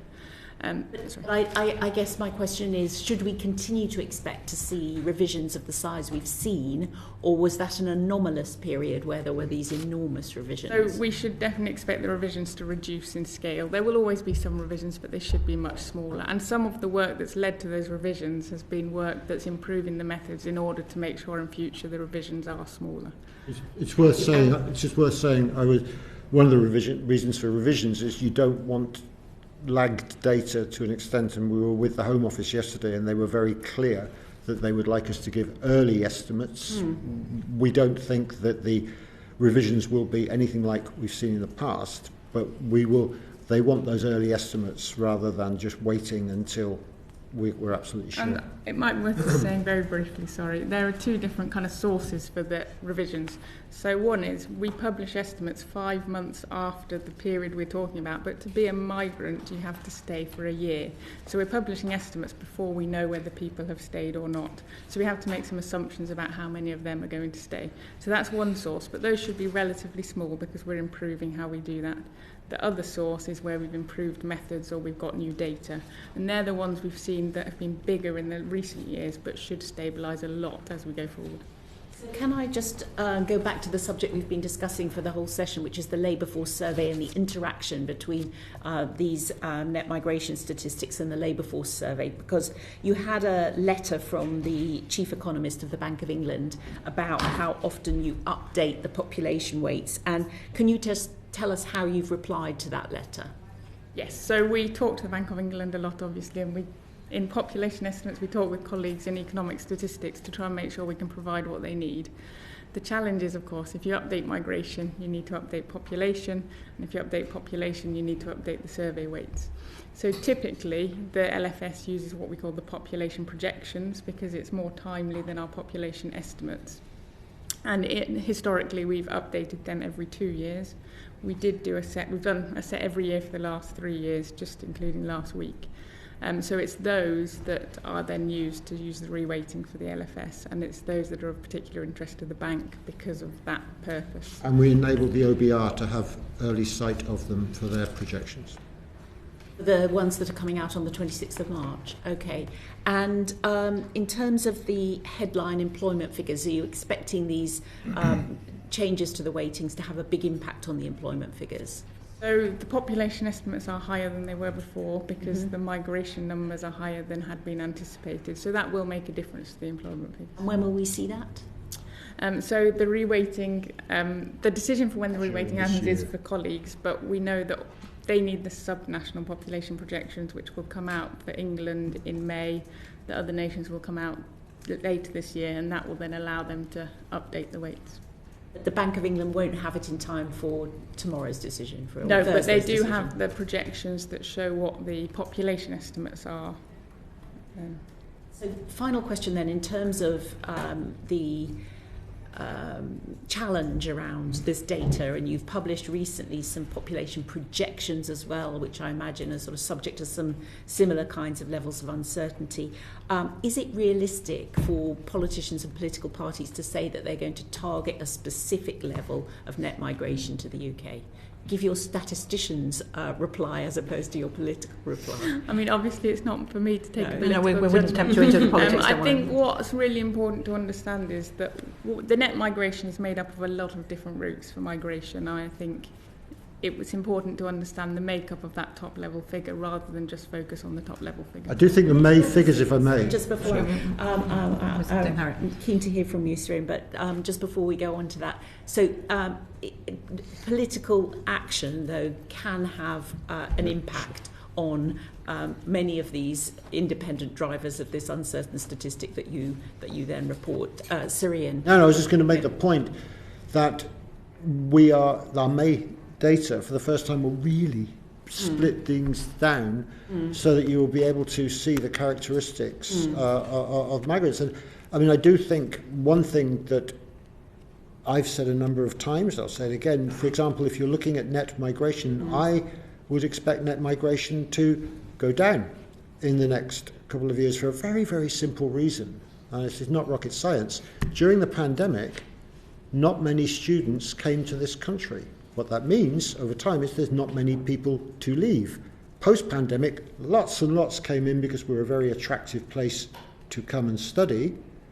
As they start to leave, then your net migration will go down because you'll have a steady state with students. And I think it's important to recognise that, which is why it's incredibly important that the work that Mary and her team have been doing to follow up, particularly students, is incredibly important, because we cannot just be assuming what the proportion of students who are going to go is. But I do think those May numbers are really super interesting. And we will see this super interesting set of data later this year. Yes. 22nd of May. 22nd of May. Yeah, we said the other. We said 22nd of May. Yes. 22nd. 22nd of May. And just to expand slightly, so in our population projections, we have to make assumptions about future migration. And at the moment, the principal variant assumption is 340,000 per year. So I think it's for politicians to decide whether that's where they think it should be or not. That's really an important point. So the 340 per year, does that incorporate this distortion? It takes account of this distortion? Well, it looks at the historic average and assumes that we will have something much more similar to the last 10 years than the last 2 or 3 years where it's been particularly high. Be clear, projections are not forecasts. So projections are put together by a group of experts who make this advice. Thank you very much, Dame Harriet. Dr. Jeevan-Sander MP. Thank you very much, Chair. We don't have a huge amount of time, so would like to get through as quickly as possible. The Wealth and Assets Survey, and particularly about the top 1%, how well it's capturing it. The Wealth and Assets Survey shows the top 1% wealth share fell from 14% to 12% between 2010 and 2020. That's during QE. If you look at the Sunday Times Rich List, you combine it, you'd find the top 1% share of wealth would increase from 20 to 25%. Wealth over GDP increased by 600 to 700% over that time, and the number of billionaires doubled from 80 to 160. So my first question is, how well do you think the Wealth and Asset Survey is capturing top wealth shares in this country? It's a really super good question. We're doing everything we can to look at those numbers, but yes, it is a challenge. Both ends of the spectrum are a challenge here. Yeah. And that's recognised internationally. I think we face very similar challenges there to many of our peer countries. Then on that, actually, the international comparison, which is helpful to my final question, actually. I know in the US, instead of, at the moment, you guys do kind of bins. You look at the bottom 90%, the top 10%, and the top 1%, and then you apply a standard weighting factor to each, and it goes back to our first discussion, Professor Diamond. In the US, instead, they're doing it by percentiles. They're checking differential non-response in each percentile, i.e. some in 97 percentile answers this many times, percentile 99. By doing that, you'll get differential non-response within the intervals you have at the moment. Would you be willing to consider that in future iteration of the Wealth and Asset Survey, and also actually you could do that retrospectively as well? Absolutely, we are prepared to look at it. The Office for Statistical Regulation are going to review the Wealth and Asset Survey, and we're going to work with them very, very carefully, and international comparisons are part of that. Excellent. I think the academics are Ben Tippett and Mr. Waldawa. Don't think I got that quite right. Anyway, back to you, Chair. Thank you very much, Dr. Sander. Mr. John Glenn MP. Thank you, Chair. I think over the last 2 hours, Surian, you've showed us the absolute commitment that you have to get the best out of the data sources that you have, and you've explained in some detail the challenges you face. Nonetheless, the outputs that you come up with collectively, drive decision making of ministers and drive commentary on quite fundamental aspects of the way we run our country.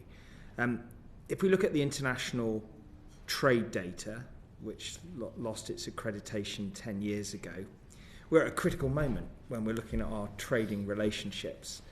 How do you sort of think what level of confidence do you think we should have about our, the data on decline in exports, for example, and the difference between services and trade? goods? Yeah, you're right. Trade asymmetry is a well-known international problem.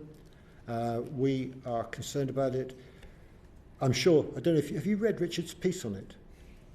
Well, now we're prompted to. Now's your chance. I think we're getting homework reading. If you hadn't, now's your chance to hear, because Richard wrote the major piece on it, and so. No, you're not. But well, I think it's a major piece on it. So, yeah, Richard. So, work with Thomas Branca at Harvard that we did over the last few years sits alongside a programme of work that we have, which we've worked to do international negotiations and work with partner countries. Because obviously, for every export that we estimate, there's an import that they estimate. Now, there are many reasons why these can differ. If you're doing surveys, you're going to get normal variation. But you can, within those, see patterns that if a country estimates its imports to be lower than all the estimates of the countries who say they're exporting to it, you can begin to make adjustments which help us to understand what some of the drivers here are and how some of those drivers change through time. So historically, it was generally perceived that your import estimate would be stronger because if you were charging tariffs or other charges, you wanted that data to be accurate, whereas what was going out, you maybe paid less attention to. Increasingly, we found in the modern era that the export data appears to be dominating for lots of countries, and their attempts to understand where they're trading globally seems to have a little bit more accuracy than some of the import data. So some of those changes through time mean we're having to alter our perspective. We did lose the accreditation, as Ian said, in 2014. And one of the challenges here is that in trying to get it back, because OSR flagged these trade asymmetries as a question mark, you've got to make an assessment of who's right and who's wrong. Now, we're not all in the position. If you take, say, the US and Canada, they both estimate their import number, and then they sort of swap their data sets so that Canada uses the American import data as their export number. I get the concept, but what I'm trying to get at is, in the end, numbers are presented. They drive policy decisions or directions of travel. How, what sort of quantum out could we be? I mean, how do we sort of assess the overall level of comfort and confidence that we should have as it, drives pretty delicate balances of where we orientate our trade policy? I think the key thing for us is we look to our policy users. So the Department for Business and Trade and other users have regularly given us positive feedback. I think the journey we've been on since 2014, we've had a really large investment in our trade data. It's now more granular. You can see better what's happening at the country level and at the industry level.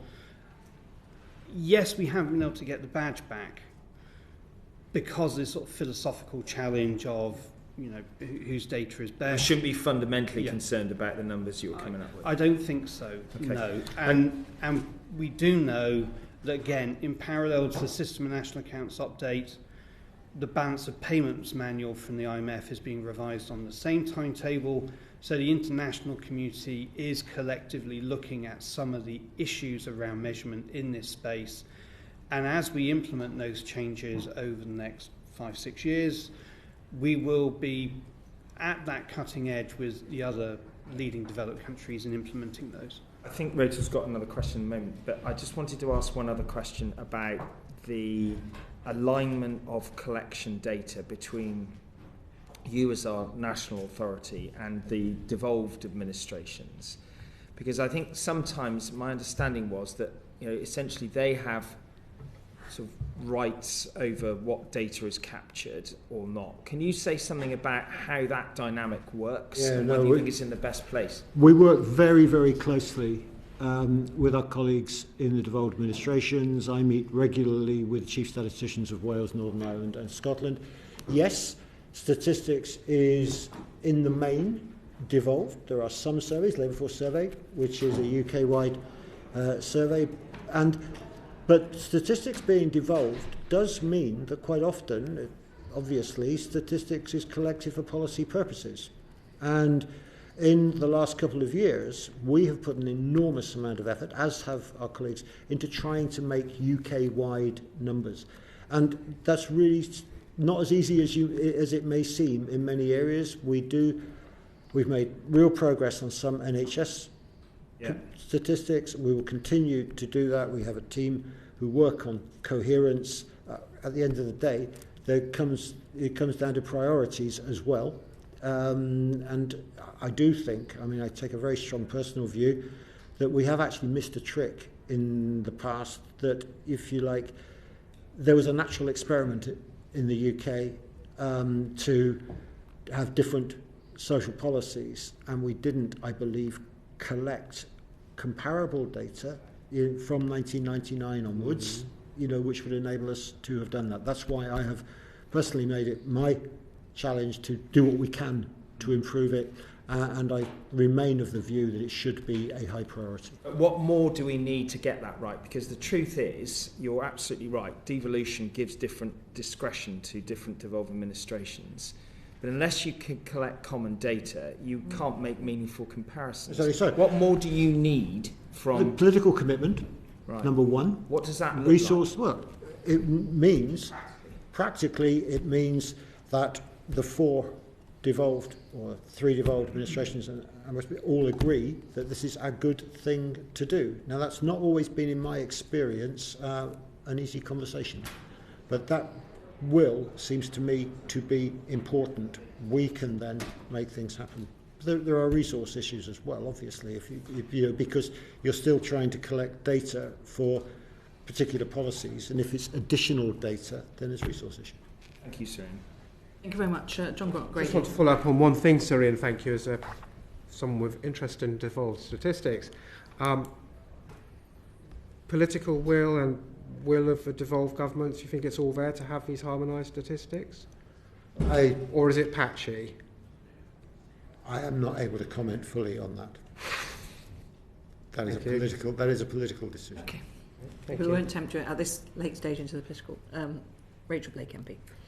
Thank you very much. I think you've done more for enthusiasm around statistics in the last 2 hours than many of your communications colleagues across government have done on this topic for a long time. So I'd like to congratulate you on that. I've certainly become... You are speaking to an interested audience. You're unusual.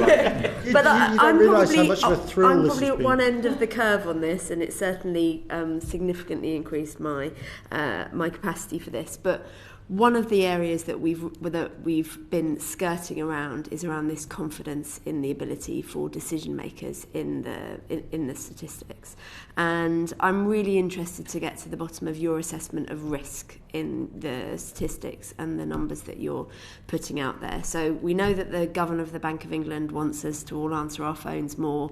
You want to get hold of more phone numbers. Members of the Monetary Policy Committee want to understand flows into unemployment in a lot more detail, regardless of whether you have confidence or not.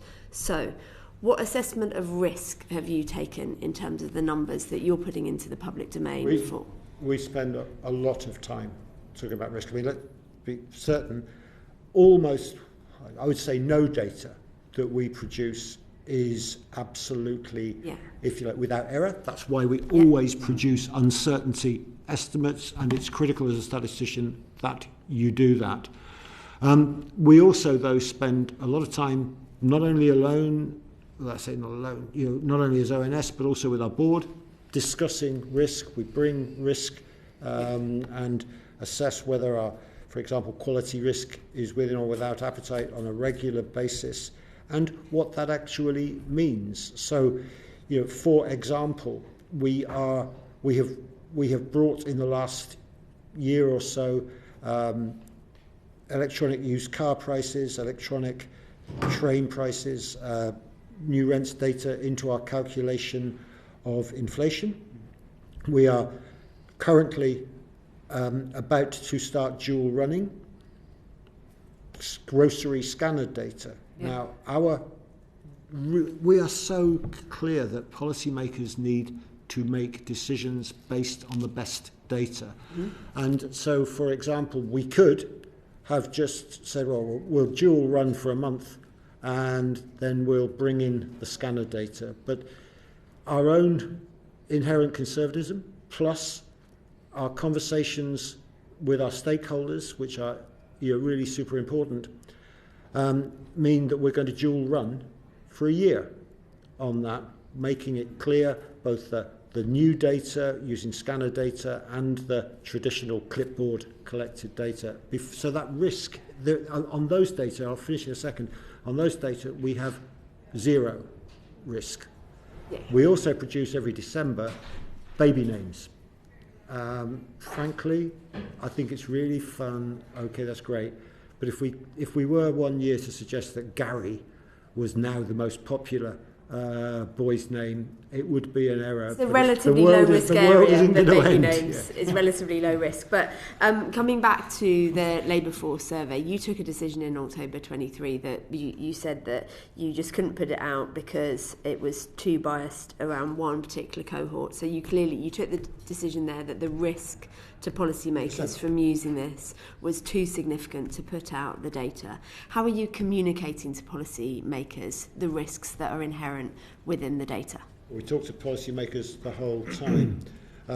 So, for example, we have an advisory committee on prices, an advisory committee on labour force. We're not advertising. We are about to advertise for a new committee, which is going to be an advisory committee on national accounts. We have regular stock takes with the Treasury. So all the time talking to our major stakeholders. I think it's incredibly important, as I responded a while ago to John Grady, I think it was, we were criticised back in the 90s for just putting the numbers out there. We only put out the numbers now following a real conversations with our stakeholders, but most importantly, throughout economic statistics, throughout population statistics, no data comes out without what we call curiosity sessions.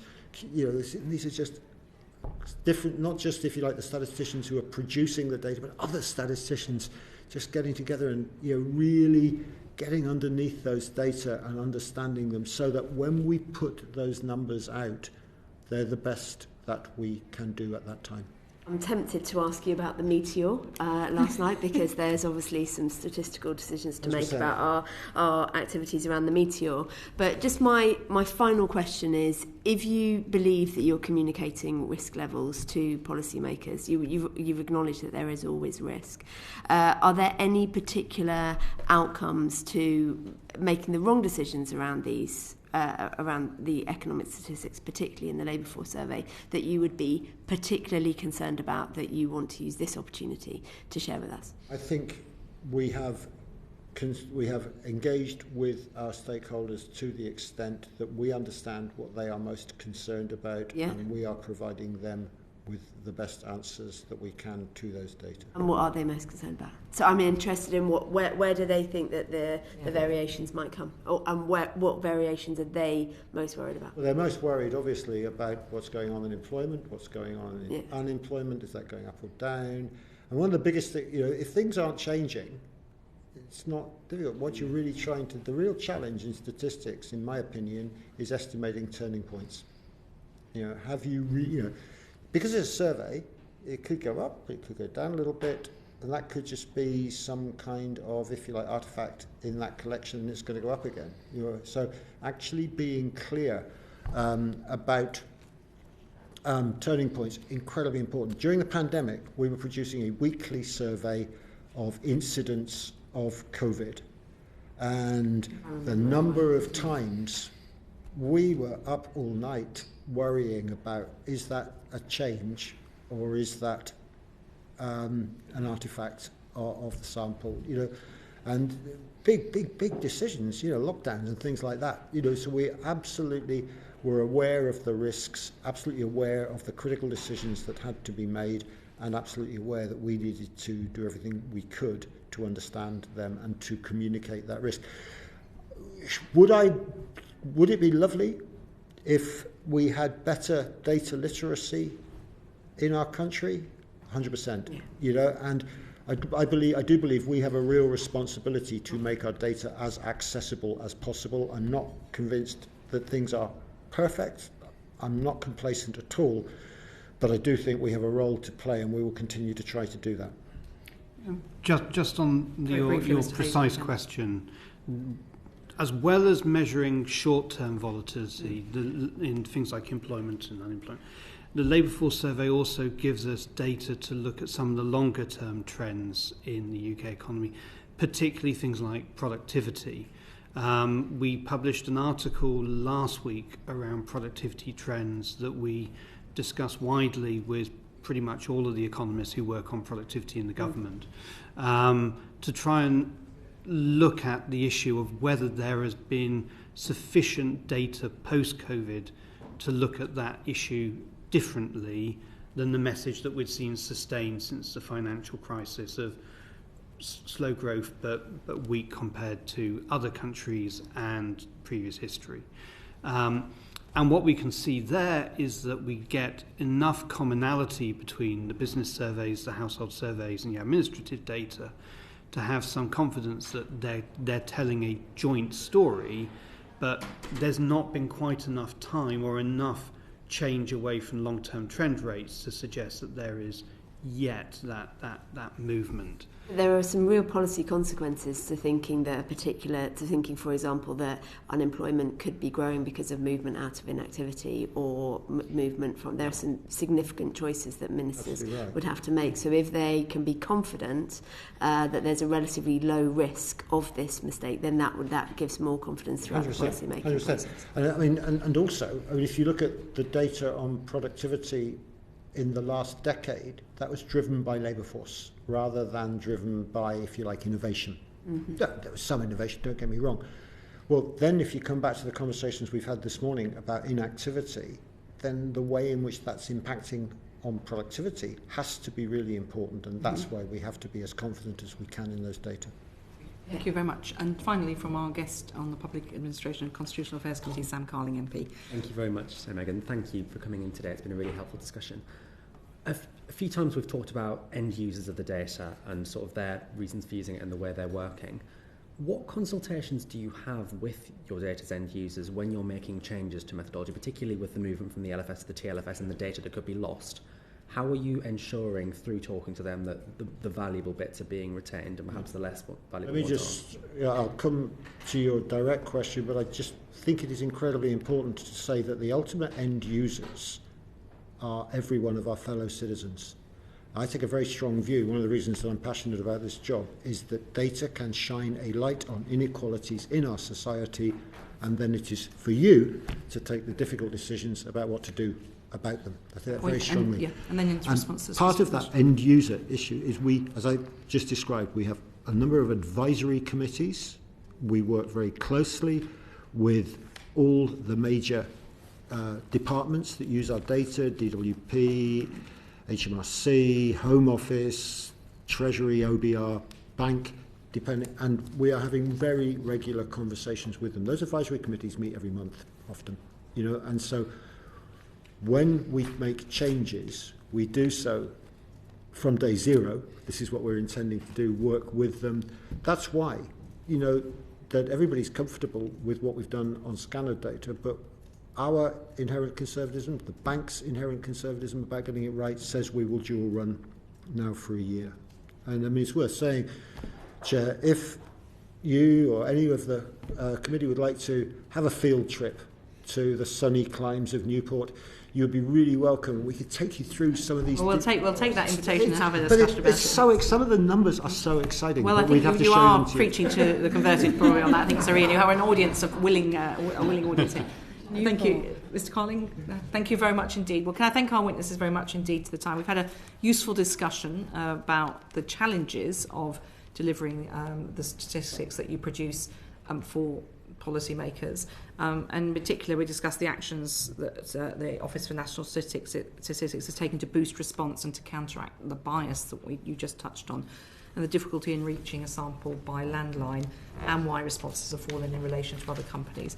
We also note, Sir Ian, that you did express confidence in the data, including the numbers on inactivity and long-term illness. And we have heard about the ONS's wider efforts to make use of this administrative data that Ms Yang particularly focused on to complement surveys and the cooperation it requires to do so from government departments. So it would be quite interesting, I think, for us as we discuss this with our sister committee, where we take some of those thoughts. So can I thank you very much. We will be producing our thoughts on this, whether we write to you or thank you very much. But let us hope, I very much hope, and my colleagues very much hope, that this is not the last opportunity we have for such an interesting I conversation. think our sister committee is your sponsor committee, so I think Mr. Carling's appetite is whetted by this session, I suggest. So can I thank Professor Sir Ian Diamond, Richard Hayes and Mary Gregory very much indeed for their time. Thank you very much. Order.